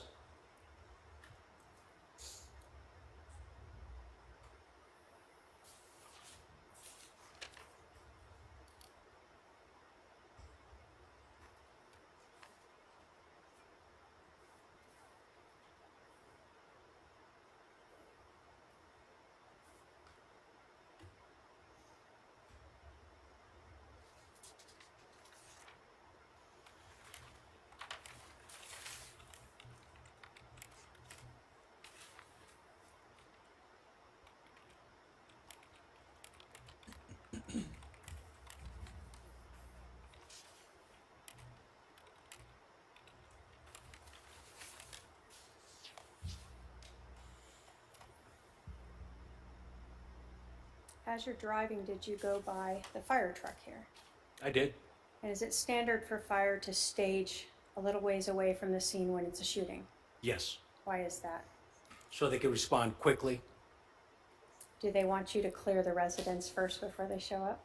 Yeah, it needs to be safe for the firemen. We had to make sure there's no one else in the house that was armed or in the area. And as you're arriving, is the person, the shooter, still inside the house? I can't recollect. I think he was at the door right now or just coming out to the door. Why did you pull your weapon? I was just told somebody killed somebody, so yeah, for my safety, I wanted to make sure I rendered him safe before I put my gun away. It was a threat to me. So when he came out, he had both his hands up in the air. Mhm. So at that point, nothing touching his head yet, no. Correct. Now, did you stay out with him while Officer Wozbicki went inside? I did.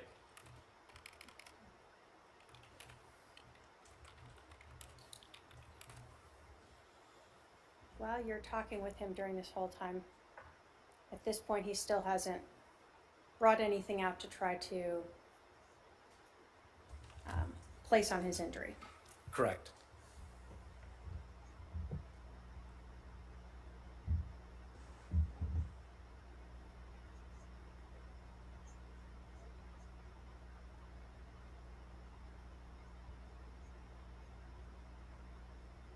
When he came out, did he already have those sunglasses on the top of his head? He did.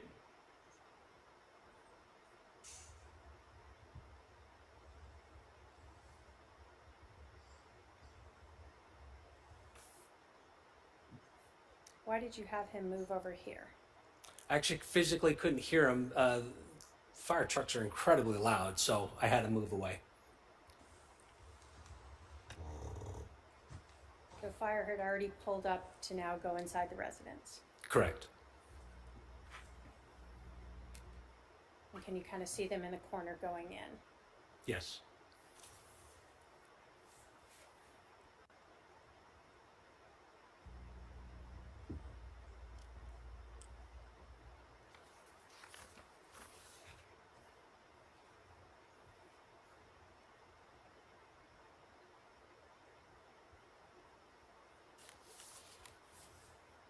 Did you learn whose truck that was in the driveway? I don't recollect right now whose truck it is. I think it's his, but I'm not sure.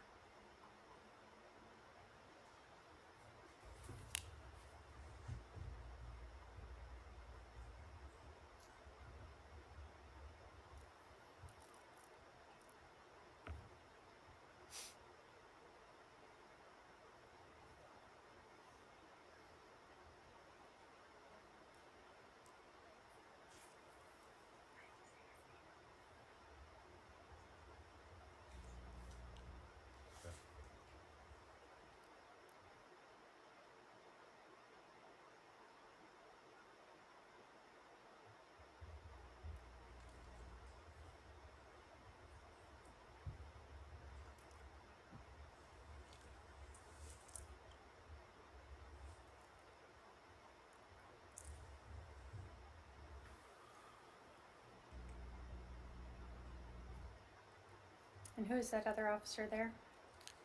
That's Officer Wozbicki, sorry. I've been calling him Wiz since I've known him. Shorter.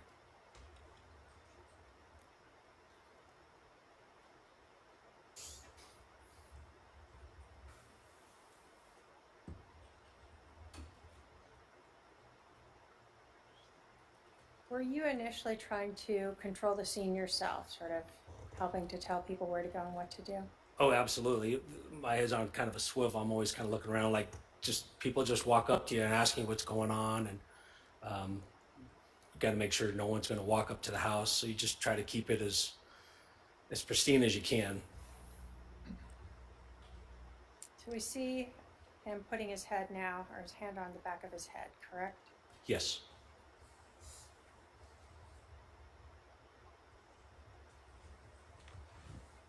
And you indicated there's a fire truck there. You asked him if he wanted any medical attention, I did. and he declined it. He refused.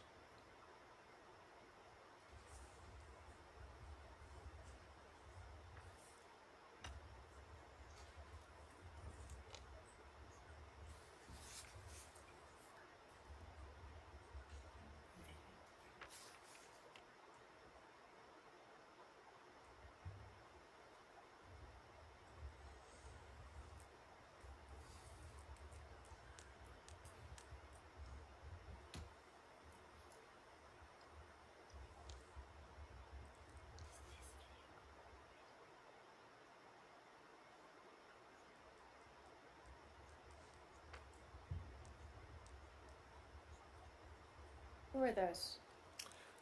That's Lori Vallow and her daughter. So when you said across the street, we just saw a red SUV. Is that what you're talking about? Correct.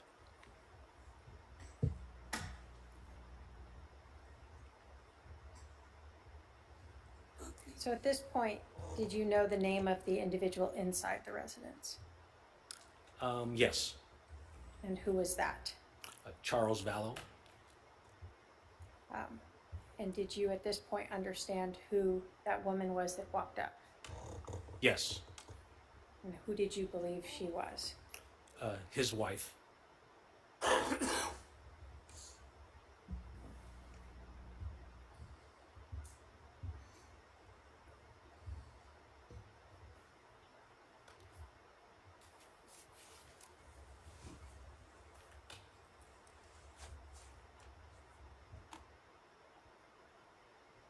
Normally when someone is shot and killed, is there a team of detectives and crime scene specialists who will come out to handle the case?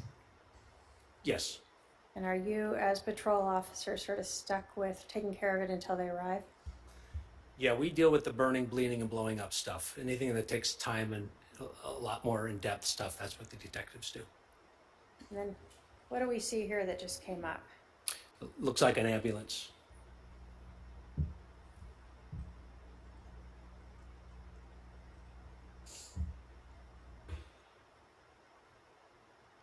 You told us that you understood when you were arriving that this shooting had just happened.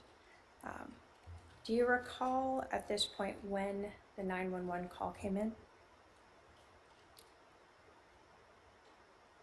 No, I don't remember specifics on the time. I think at 8:39 I was dispatched to it. And I would imagine the call for service came in a minute or two before that. And approximately, do you recall how long it took you to get to the scene? Probably 4 or 5 minutes.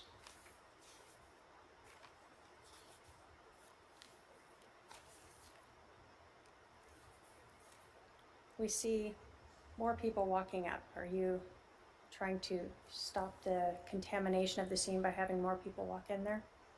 Yes, I told the firemen kind of what was maybe in the house, and Officer Wiz was already in the house, and so we were just trying to control how many firemen went into the house.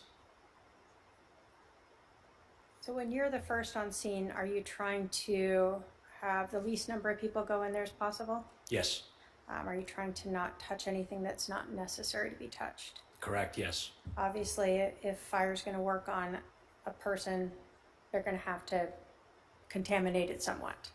Yes.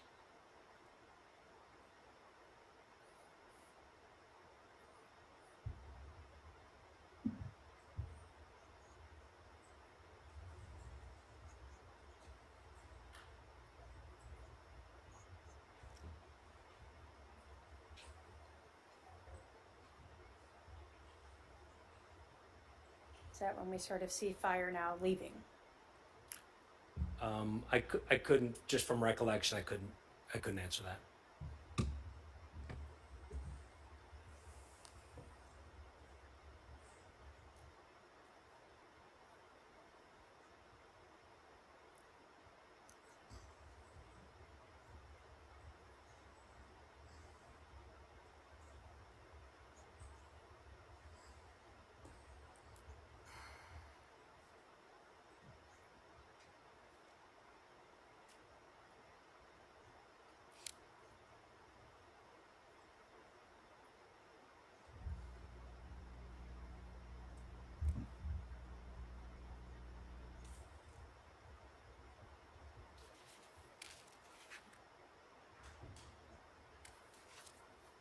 We see something in Officer Becky's hand. Is that the crime scene tape? Yes. We do a inner and then an outer perimeter.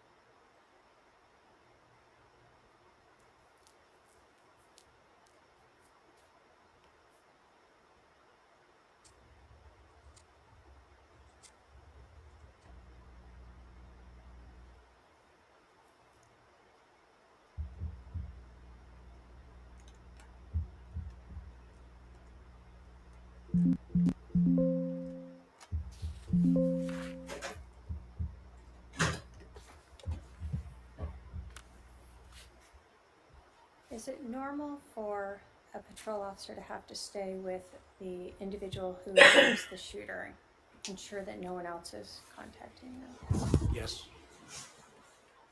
So you don't want any of the neighbors walking up to them? Correct. At this moment, I'm still basically My fact-finding. I'm cat just trying to figure out walked what all happened, over when it this happened, and who was screwed it involved up. kind of thing, and, yeah, I try Thank to you keep very things- much.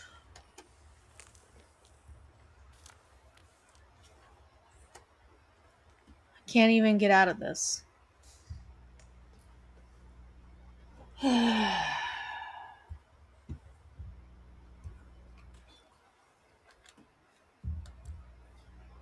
At some point, do I'm sergeants trying and others start arriving on scene? Yes, that's To my get it sergeant. so that this is Sergeant not enlarged like it is. And I don't When know. you have a scene like this where detectives are going to be called out, Oh my god. do all the different patrol officers provide their information that could be relevant to one person who can then brief the detectives? Yes, I briefed my supervisor to let him know from my point of view what I know and what I was told. And then at some point, I think he would disseminate that to the detective. Thank you very much, stupid cat. So is this you kind of telling him at this point what you've learned? Yes. And can we also see what the body camera looks like on the shoulder there? Yes, he has the same type.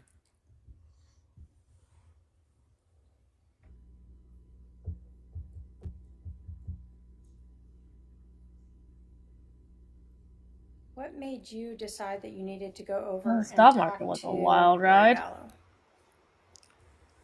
Again, it's fact finding. Really, it's who are you? And when I say who, I always like to identify them by their Arizona driver's license because although my name is Robert, I go by Rob. So I don't want to assume her name is just Lori. It could be something specifically or longer. So I usually ask people for identification. And that's so you can put that into your report appropriately. Correct. What the We saw the fuck? ambulance leave, that means they didn't transport him. Correct. Snake sperm? What the Did you learn that you actually couldn't cordon off this area the way you had initially thought because there was only one way out? That is correct. We initially, as you can see, cordoned off part of the road so anybody couldn't. Let's pause this for a second here. Jessica says that ain't too rattled by the buzz over her snake sperms quaffing confession, insisting she'll keep using it to prime those vocal cords from here on out. The singer was spotted strutting into last Sunday, proudly declaring that chugging down on a specialty Chinese herb cocktail was a fantastic. Oh god. Approach to clear her throat and make her a better vocal. Stop with the S. Ugh. JS is clearly Ultimate Snake Semen spokesperson. Snake Semen spokesperson. Oh gosh. So much so, we asked if she's down to strike while the iron's hot and officially endorse it. So catch this clip here to exactly what she. Yes. Oh god. We also squeezed in a quick chat about her new music as she slithers to airport security, but you'll have to catch the video to see if she's boarding with her trusty snake juice. Remember, Jessica initially started the thing as Honey, and no doubt her career comeback has been so sweet. Really see her first record in 15 years. It's an EP titled Nashville Canyon Part 1. Oh, dear God. Anna, gonna show you hers. So does it really taste like honey? So the new music is fire, Jessica. Honestly, it's so good. Have you really listened? I have listened to it, yes. Listen, Jess, look, I have to say this though, right? We are so used to like digging into your personal life. We forget how freaking talented you are sometimes. Well, thank you. No, seriously, like it's a fact, right? Oh, you gotta You gotta muse on something. Yeah, let me ask you this. Oh, now that you Lord. know what you're drinking, are you gonna keep drinking it? What, the Red Bull? No, the snake semen. Oh, of course. You gonna keep drinking it? Kidding me? Yeah. All right. Is it snake gourd? Does it have any other benefits that you know of? I mean, it just really clears my throat. I'm just a great singer when I have snakes. All right. Seems like a really good endorsement opportunity.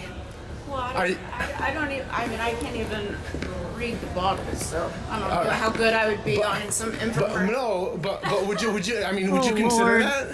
Why would you Developing drink my something own. you Develop can't your even own. read what's in it? Like, oh God. Brand, I was gonna say that. Are you? Would you do that? All right. I should do that. Anna gonna show you hers. So does it really taste like honey though?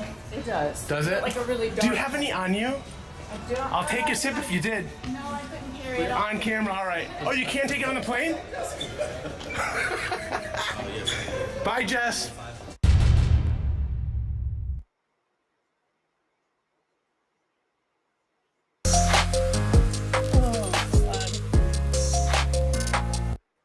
That's just insane. Oh my God. And just drive up to us. We later learned that's the only way that part of the neighborhood could actually exit the neighborhood. So we had to change the tape a little bit. And then we see fire leave here as well. So now it's just police basically at the scene. Police and I think a crime scene technician.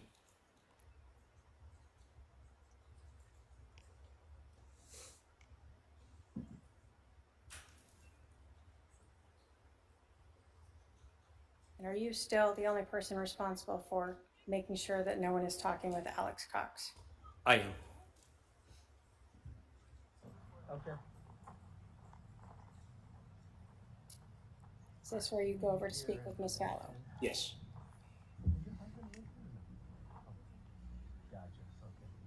You could turn up the volume.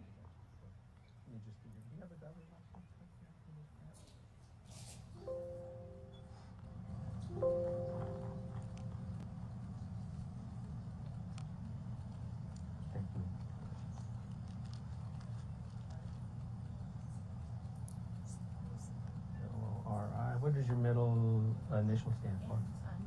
Noreen. N-O. V-A-L. What's a phone number for you, Lori? 755? 5452.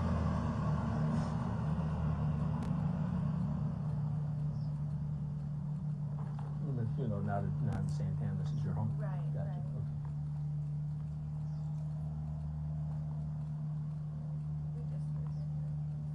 Okay. Gotcha. How long have you guys lived here? How long have you lived here? Like 3 weeks. Oh, geez. Yeah, okay. That's why the neighbors took the last time. Gotcha. Like, hi neighbor, sorry. Are you working at all? No. Okay. And you're still about 5'6", and 20?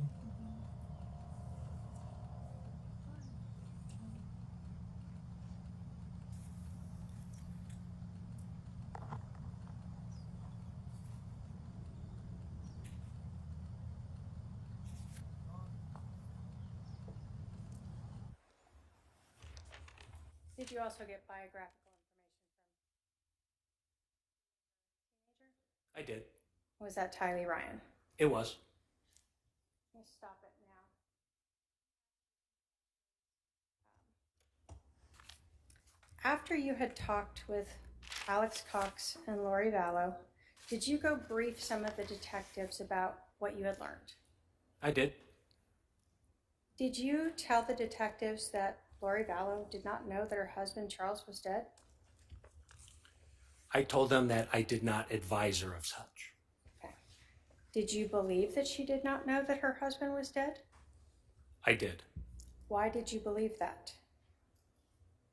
Well, I was under the understanding that this just happened. She just arrived back on scene, and I did not advise her of what happened in the house. When you spoke with Alex Cox, did he provide additional information that made you believe that she was not present when the shooting happened? Yes.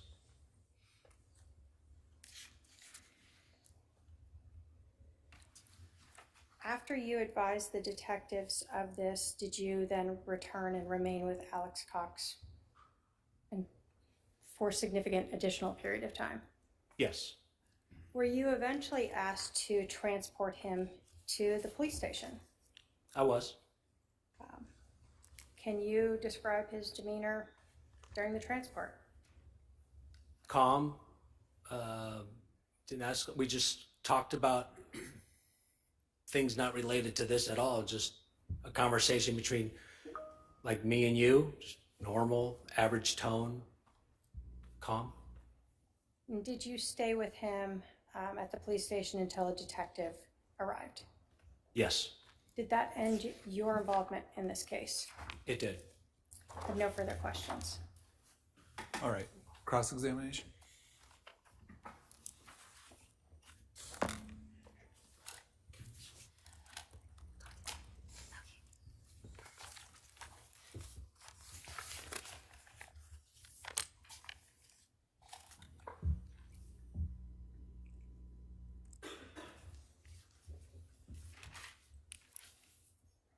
Can you pronounce your last name for me? I don't want to get it wrong. Krautheim. Krautheim. Yes. Yes? Okay, Officer Krautheim. At the correct? time, yes. At the time. Okay. Thank you. Thank you. Appreciate it. You mentioned about Alex being calm when he exited the house. Is that correct? Yes. And then he's also, you were advised that he had told the 911 operator that he composed himself and then called 911. Is that correct? I don't remember the compose himself, but I think he did. But you stated in your report that Alex was very calm throughout the entire time talking with him, correct? Yes. Okay. And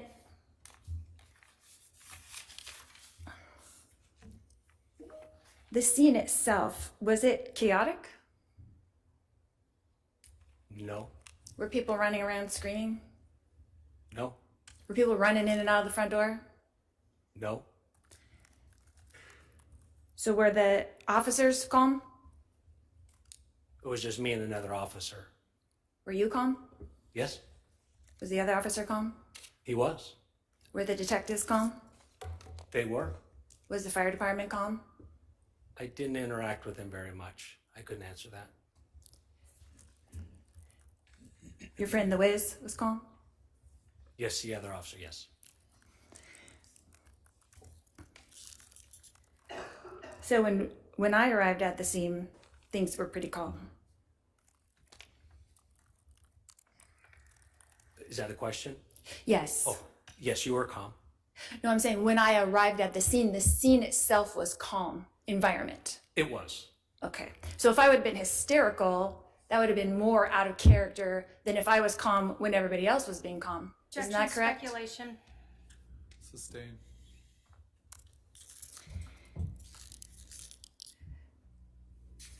So you said that Alex was calm and was holding a towel in his right hand and holding it up to the back of his head. Is that correct? He did. And you said, oh, sorry, it's in my other note. Just now that his head had a 1-inch laceration.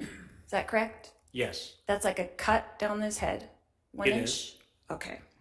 And you said a small knot. I did. Is that correct? Okay. And that it was bleeding a little. Is that correct? Yes. Okay. And so a small knot is what you declared it, but would you not call it a goose egg?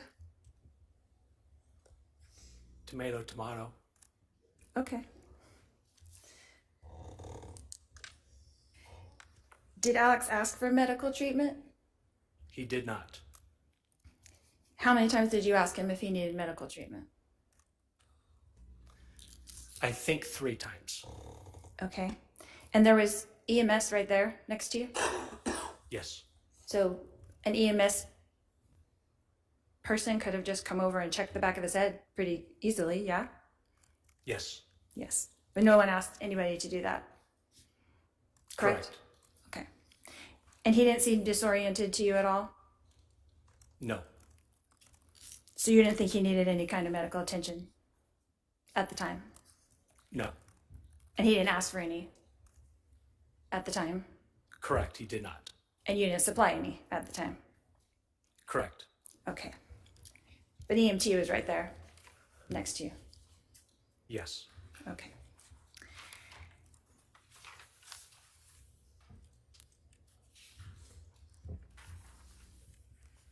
That's another thing that you said, calm and nonchalant. Is that correct? You Yes. stated that Alex was nonchalant. What is your definition of nonchalant? Kind of like how I am now. I don't have a lot of emotion. I'm not afraid. Just nonchalant. Is that your typical demeanor? I guess it depends on the situation and the circumstance. I mean, this can be a stressful situation, right? So it's your demeanor right now. It is. Testifying in court can be a stressful situation. I guess it can be. So if that was Alex's normal demeanor, then it wouldn't be out of the ordinary for him to be nonchalant. Objection, speculation.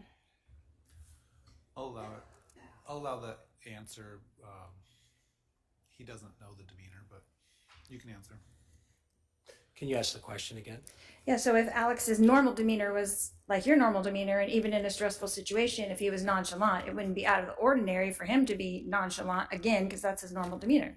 Correct? Objection to compound question. I'll sustain that objection.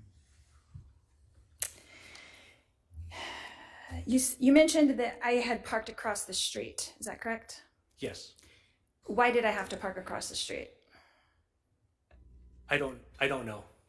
So we saw on the body cam, right, that there was a huge fire truck, correct? Yes. There was police cars, correct? Yes. There was a CSI van, correct? She was parked somewhere. I don't know where. Next to the house, kind of, I guess, south of the house. So there was nowhere to park except for across the street. Is that correct? No, That's not correct? that is not correct. Where else could I have parked? Well, the street's long. You could have parked anywhere along the street. You could have parked on the other street. That's where I parked. Or you could park on the other side of the street, south of the home, where there was plenty of parking. So there was other options to park. But I parked as close as I could to the scene so that I could come talk to you. Is that correct? Speculation, testifying. Sustain. So we can agree that there were lots of police vehicles blocking the house. Is that correct? Emergency vehicles. Correct. Yes. Yes, emergency, police, fire, CSI, all were there, correct? Yes. Okay. But even though all of those things are there, the scene was not chaotic. Is that correct? Correct. It was a very calm scene that day. Objection asked and answered. Sustained. Do you know how hot it was that day? No, but it was hot. It was hot.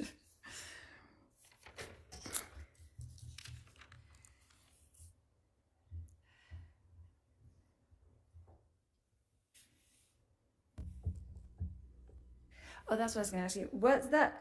What was the extent of your duties that day? I know that you had arrived on the scene. You said dispatched was about 8:39 a.m. Is that correct? Yes. And then it took you about 4 to 5 minutes to arrive. Yes. And then you were the first on the scene. No. No. Who was the first on the scene? Do you know? Wiz was. Oh, that's correct. And then who arrived? How long after he arrived did you arrive? Do you know? Oh, I was like seconds. Okay. Maybe 10, 15 seconds. And then you were right there when Alex came out of the house? I was. And you were with him basically that whole time till he Yes. got into the police car? Yes, And then did you drive him to the station? I did. So you were in the car with him the whole time? Yes. So you really never didn't have eyes on Alex from the time he came out of the house till the time he got to the police station? Correct. Okay. And did you have a conversation on the way to the police station? I did. You did.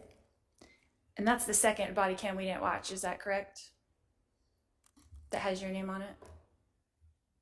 Yeah, there's another body worn camera we haven't seen. Right, from the police car, I'm saying. Yes, me driving. You driving, but it comes from the car, not from the shoulder body cam, is that correct? No, it comes from my body Oh, it was worn still camera. on your shoulder? Yes. Okay. And in that,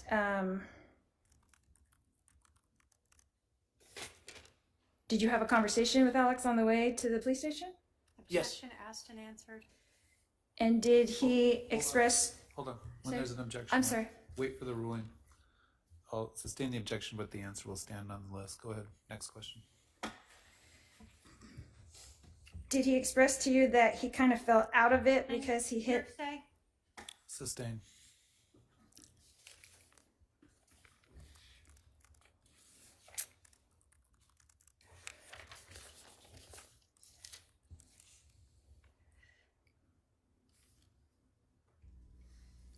When did you make your report about the incident on July 11th, 2019?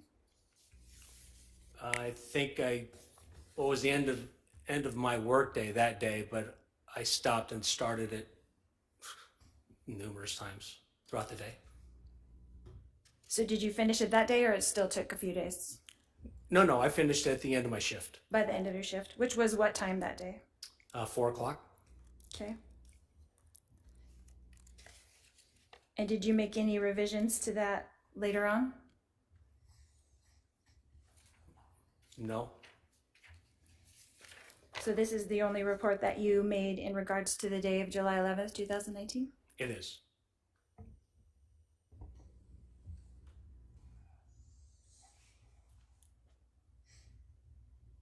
You stated that there was red liquid on the rag towel that appeared to be blood.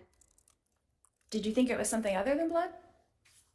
Well, I had no way to test it, so I have to articulate it that way.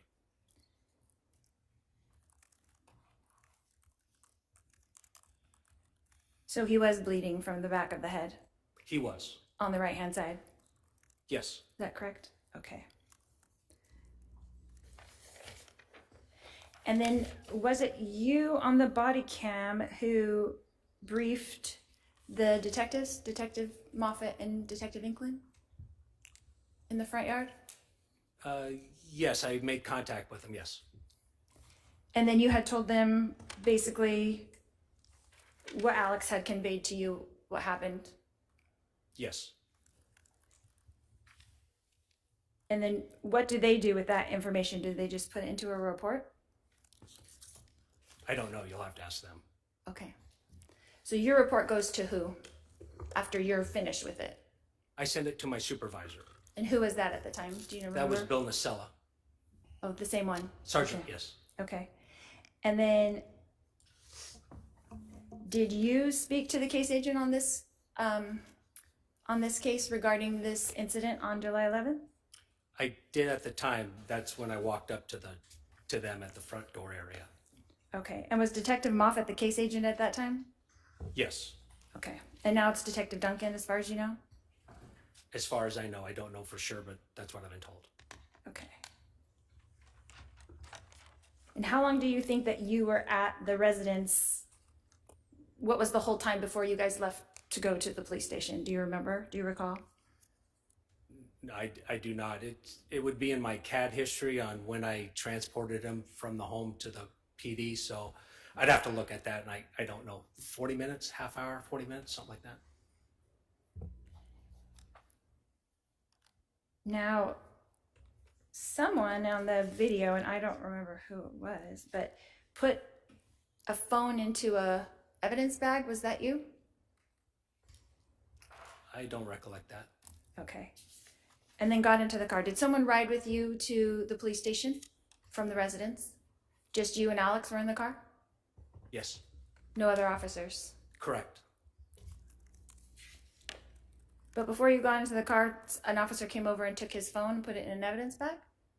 You're asking me for recollection. I don't remember that. It's probable because we usually try to bring their property to the area where we're going to, so it's probable. I just didn't see it in your report, but I saw it on the body cam, so I wondered if you knew. Okay. Can I object to the defendant testifying? All right. Please only ask questions. Sure. When you make statements about what you saw or heard, that's testimony. I apologize, Your Honor. Go ahead.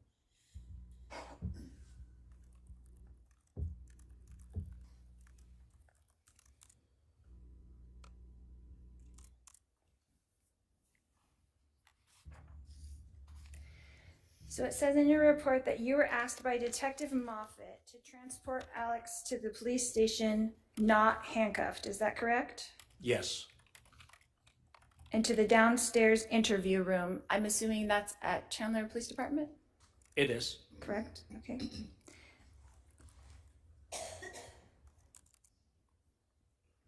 And it was just the two of you in the car on the ride there? Yes. Okay, thank you.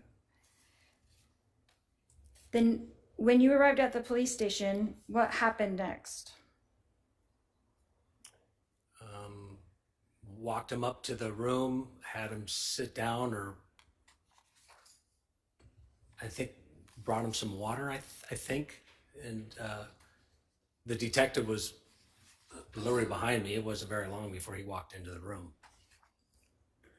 So then Detective Moffett took over and you were excused? Yes. Okay. And then was that the extent of your duty It was. at that time? And did you leave the police station after that? Yes. Did you stay and observe the interview? No.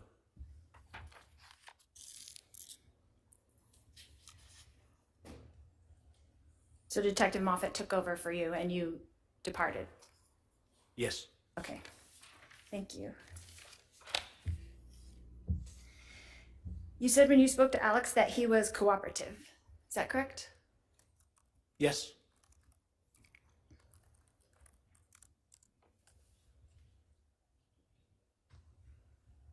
Is it possible he could have been in shock? Objection, speculation. Sustain.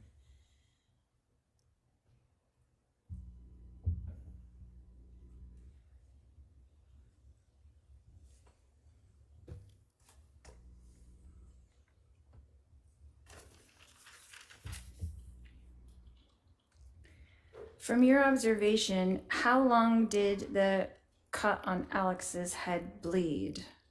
I mean, you were with him for that 40 minutes, and how long do you think it was bleeding? I couldn't answer that because I wasn't standing in the back of his head when I first made contact with him. So to be honest with you, I don't know when it started. So I don't have the minutes. Did it appear to be bleeding when he exited the house, or no? I didn't look at the back of his head right away when he exited the house. When was the first time that you looked at it? About how long after he exited? I can't answer time-wise, but it was during the time I had him seated at the sidewalk when I was talking to him. Okay. Before he moved over or after? Oh, after he moved over. Okay.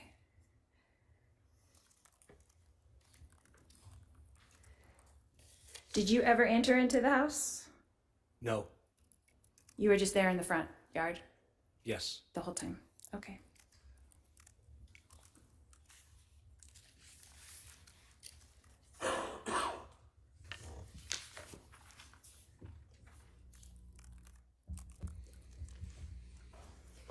When you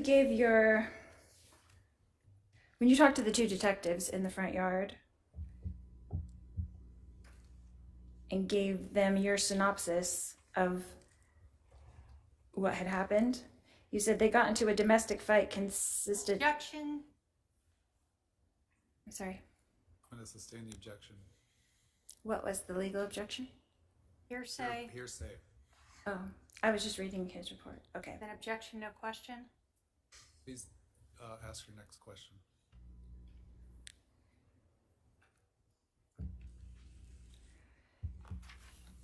You said in your report that at one point Alex's niece grabbed the bat. Objection. Hold on. Hearsay. That's Improper hearsay. question. Okay, you can't ask hearsay. Please ask your next question.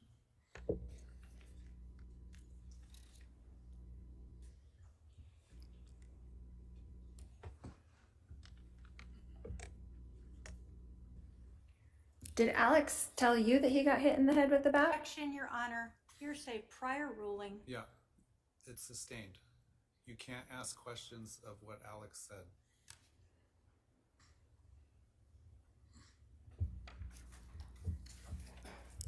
So you observed that he had this bump on his head, but you didn't know how he got it. Is that correct? No, that's not correct. You did know how he got it. Is that correct? I was told how he got it, which is different than me knowing how he got it, if that makes any sense. Correct. You did not witness it, is what you're saying. Correct. But you knew that he had an injury to the back of his head on the right side. I did. Correct. Okay.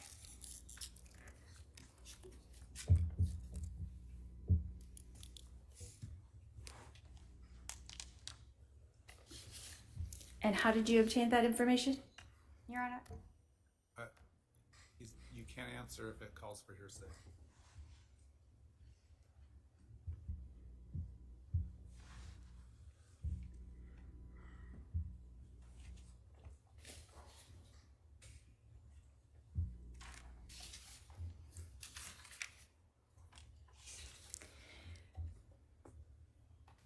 Did you observe the next door neighbor come out in her nightgown to speak to me? I did. And then there was another neighbor on the other side that came out that you told him to go back into his house? Is that Well, it correct? was a neighbor, but it was just some guy. Yeah, I assumed he was a neighbor. Right. So they had blocked off the street so the neighbors couldn't really exit the neighborhood. They couldn't go to school or work, or it's kind of an issue there. Not really. I mean, when one car told us the layout of the neighborhood, then we realized that was the only person that wanted to exit. They told us they couldn't exit, so we just fixed it so anyone else could leave. Right. But they were trying to come up to me to find out what was happening. Objection, Okay. speculation, hearsay. I'll sustain the objection. Let's take our afternoon break for the staff and the jurors. We're going to take a 15-minute stretch restroom break. Please remember the admonition. All rise for the jury.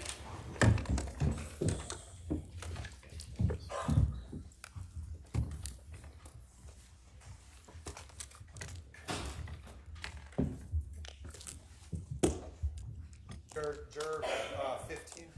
Juror 15. Is that your phone on?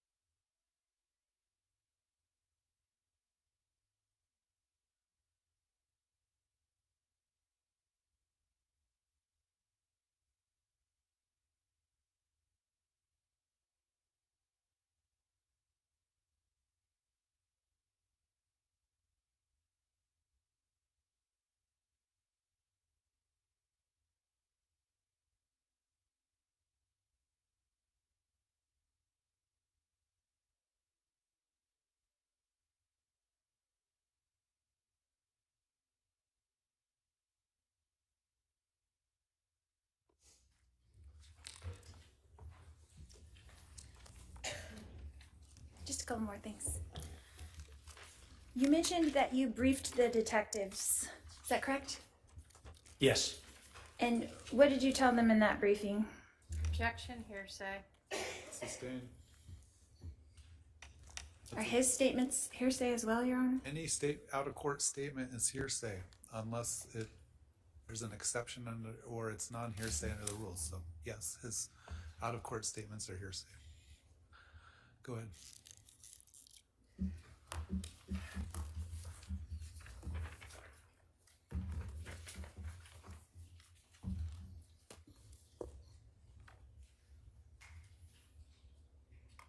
But you did brief the detectives before you headed to the police station? Is that correct? I did. And who was there? Do you remember? Nate Moffett, Cassie, I think my Is that sergeant. Detective Inklin? I'm sorry. I don't want to interrupt you. No. Oh.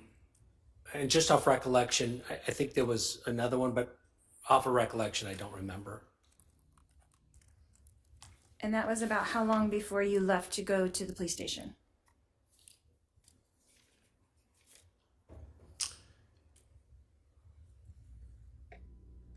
$10 minutes, maybe.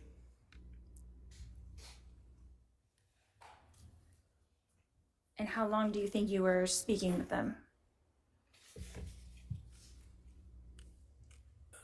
Under a minute. Under a minute Yes. for the briefing? Yes.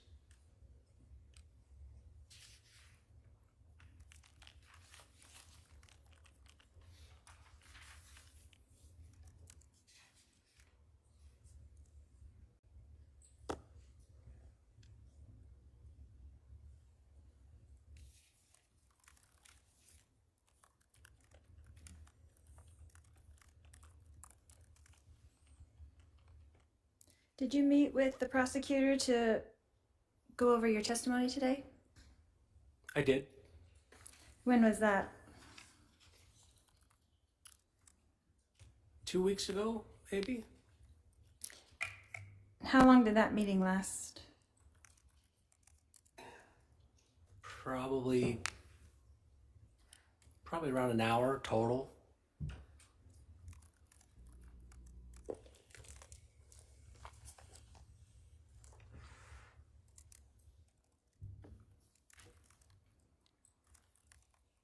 Did you review this report before you came to testify today as well?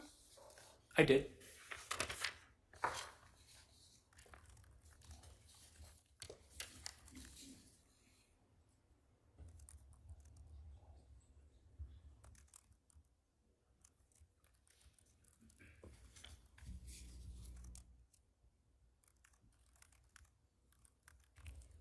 It was not part of your duty to check anything in the perimeter. You weren't looking for evidence. You were just dealing with the shooter. Is that correct? Well, not just the shooter, but scene management, making sure the resources were en route. But yes, managed. What all does that entail, scene management? Well, once we knew there was not a threat out, I instructed Officer Wiz to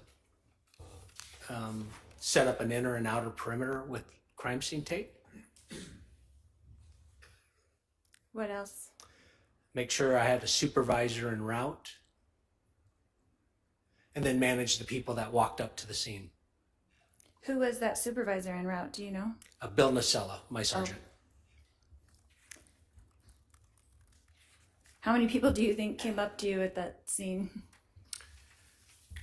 Well, not up to me, but I instructed one gentleman that was walking on the sidewalk towards us. He needed to just leave the area. This didn't concern him. And then you and your daughter walked up to me, and I just asked you to go back to your car.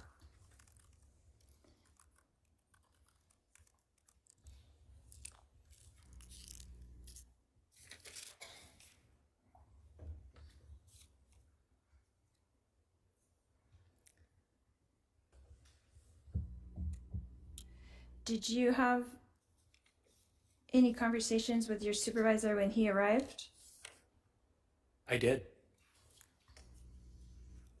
When was that? At some point between me arriving on scene and me leaving the scene. Closer to arriving or closer to leaving? Maybe. Chocolate milkshake says about halftime. Okay. How long do you think that conversation was? Well, you saw it on the body-worn camera, so a minute and a half maybe. And he was just checking in with you to make sure everything was going well, that you were scene managing. Is that correct? Objection, relevance. And hearsay. Overruled, he can answer. I was briefing him on what I knew thus far, what I was told. And that was less than a minute? Yeah. Objection, asked and answered. Sustained. So it took less than a minute to brief him on everything that had happened that day so far? Objection, asked and answered. Sustained. And it took less than a minute to brief the detectives as well of what happened that day? An objection, asked and answered. I'll allow that one. Go ahead. Not what happened, what my portion was and what I knew happened. So what you wrote in your report, basically, what you were told. Is that correct? Yes.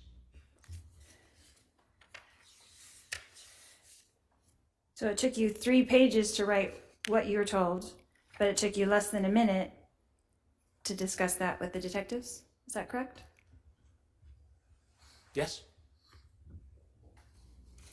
Okay.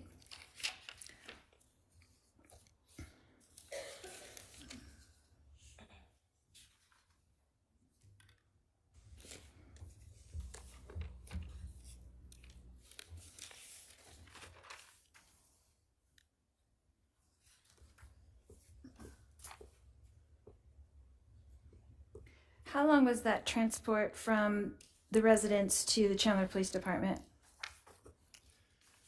In miles, probably 8 miles, 10 miles maybe. How long do you think that took around? 10 to 15 minutes maybe.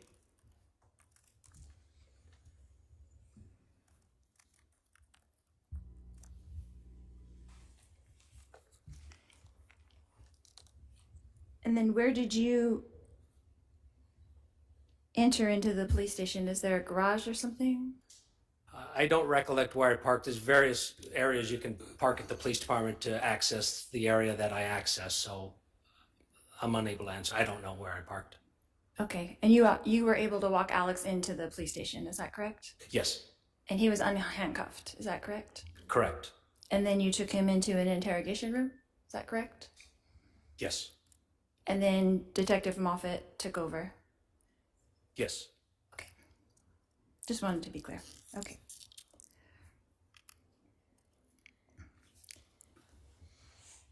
Did your supervisor, Nacella, did he come to the police station as well? Not with me, nor did I talk to him. He might have, but I don't know. You didn't see him there? Correct. Okay. But you saw Detective Moffat there? Yes. And you saw Detective Inklin there? I don't remember Inklin. I just remember Moffat relieved me. Okay.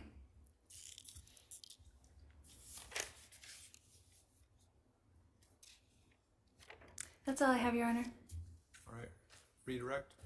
Thank you.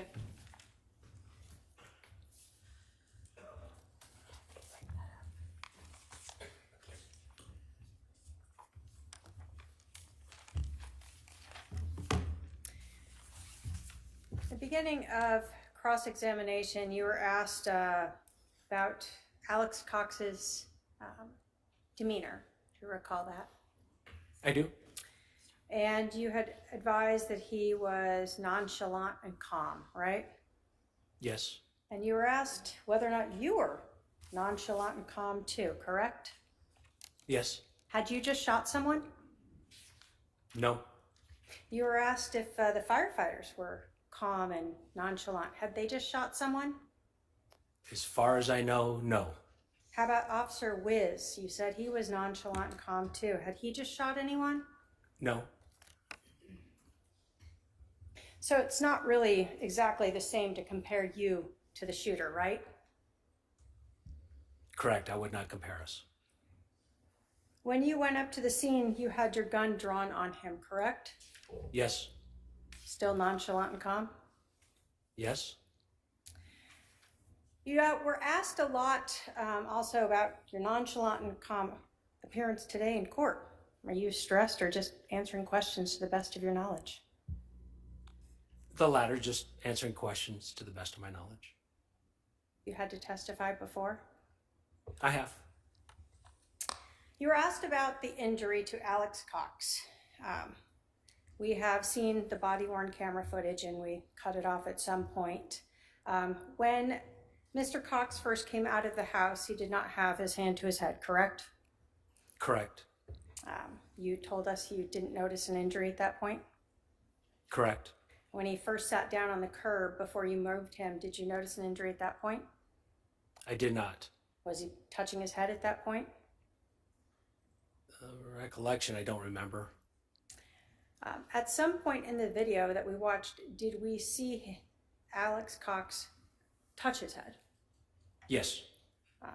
When you were watching him, did you at times see him rubbing his head? Yes. The towel or paper towel or whatever that was in his hand, was that the only item you ever saw him using to rub or touch his head? Yes. Was it soaked or saturated in blood? No. Can we see it on the body cam that it's mostly white? Yes.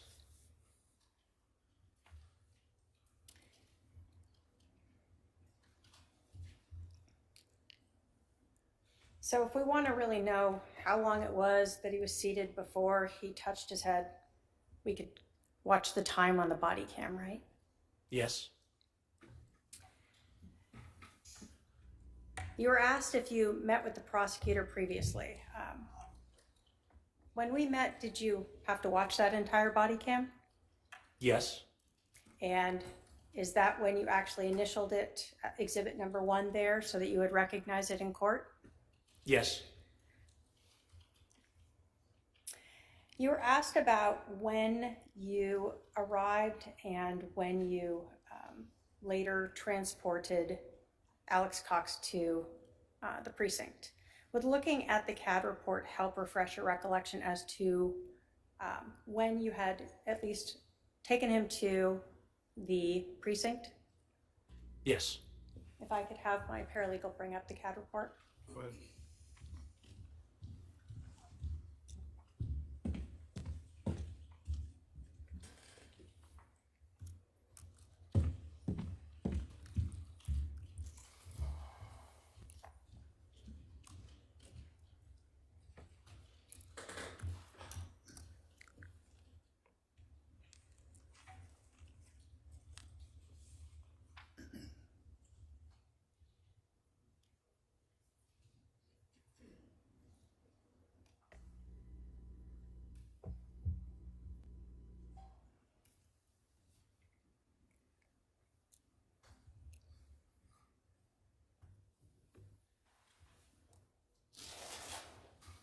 Does that help refresh your recollection as to when you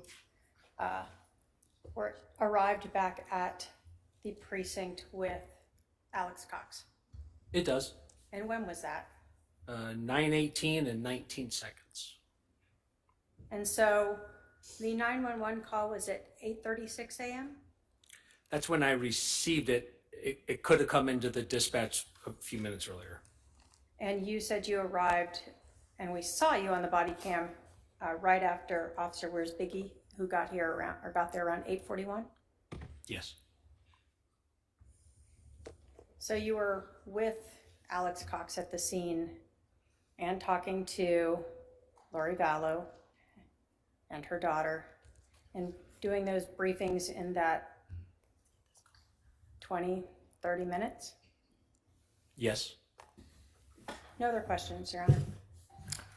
All right, I see at least one juror question in a bin. If there are any juror questions, please pass them down at this time.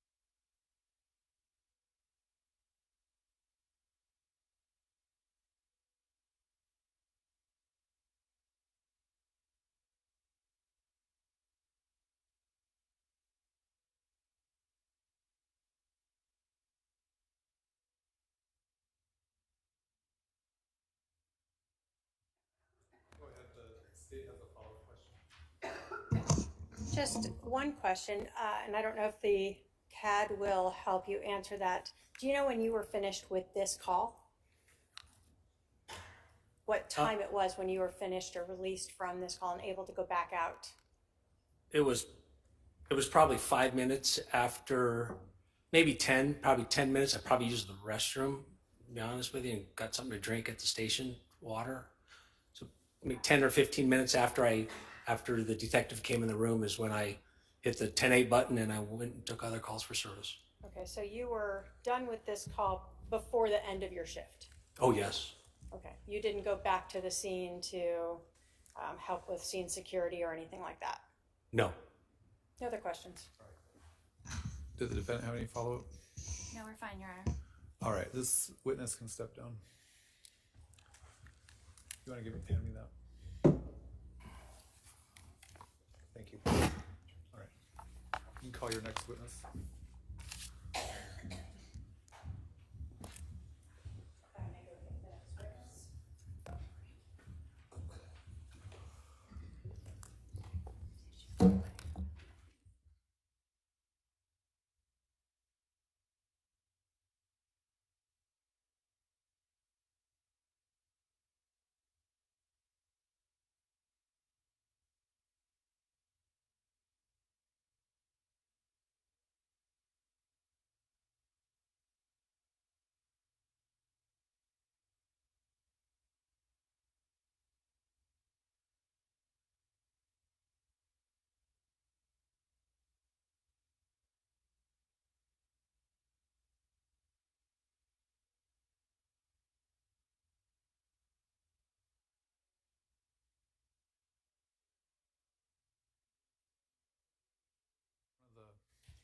Podium here and be sworn in by my clerk.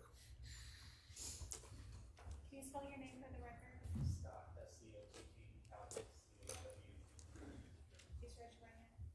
Solemnly swear that the testimony you're about to give will be the truth, the whole truth, and nothing but the truth, so help you God. Yes. Thank you. All right, you're gonna come up this little ramp, have a seat right here.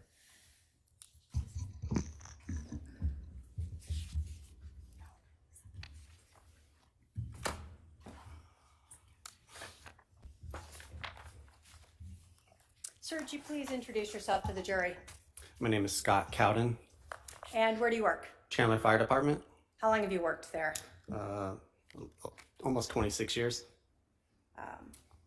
And talk to you a little bit about what firefighters do. Do you just respond to fires, or are you also responsible for something else? No, the majority of our job is going to be EMS medical calls.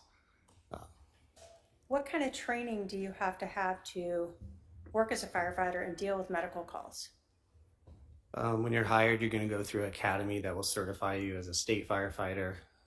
Typically, you're going to already be certified as an EMT. And then during the course of your career, I went to paramedic school and graduated from that in probably 2007. Can you tell us what the difference is between a paramedic and an EMT? EMT would just be kind of the more basic kind of entry level position. Paramedic is more advanced, so you have more advanced training. There's more advanced skills that you could perform. Some of our equipment would only be able to be used and utilized and performed by a paramedic. As both a EMT or a paramedic, are you trained to perform CPR? Yes. And can you tell us, have you ever been a CPR instructor yourself? Yes, I was a CPR instructor for probably over 12 years. Was that for other firefighters? I was certified through American Heart Association, a contract employee with Dignity Health. They have a variety of different classes that could be for just the lay rescuer, lay person that wants to know how to do CPR. They have classes that might be for certain businesses that want their employees. And then there's healthcare provider classes that it could be firefighters, nurses that are attending to be recertified. Every 2 years, you have to have that certification recertified. Can you tell us what CPR is? It stands for cardiopulmonary resuscitation. So you're kind of acting as the heart. The heart has stopped beating, so no blood is flowing through the body. You're doing chest compressions on the chest, and you're pumping and pushing that blood to the body. When would you give CPR to a person? If they don't have a pulse, you confirm that just by checking for a pulse, and you don't feel that. The heart isn't beating, and you would need to start chest compressions. What is the point of that, of doing those chest compressions? You said moving the blood through the body. Why?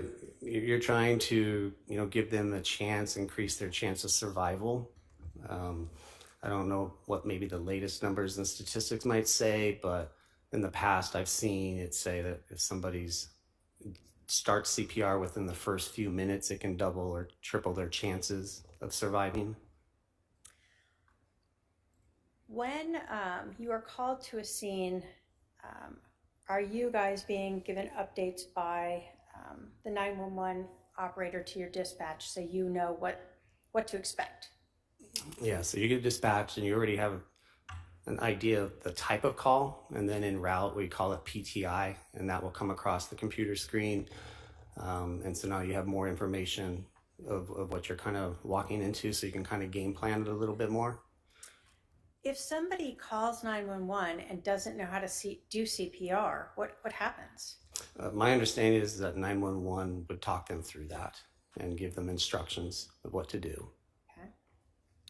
When you are giving CPR, you talked about chest compressions. Can you talk to us about, is there any physical identification that you might observe on a person who has had CPR chest compressions? That I might see after a person has been given chest compressions? Yes. So you need to perform it in the right location. So it's the lower half of the sternum or breastbone. To kind of find that, it's more helpful if you can see the skin, maybe lift up the shirt. So that's typically something we're going to want to do. If CPR has been done and it's been done effectively enough, you can see almost like a depression or an impression that is left there on the skin, because you need to do it forceful enough and deep enough that you're actually compressing the heart to push the blood.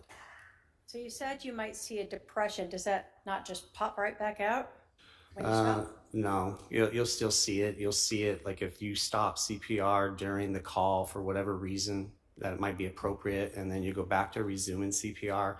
You'll see where your hands were. That area can be vulnerable to breaking.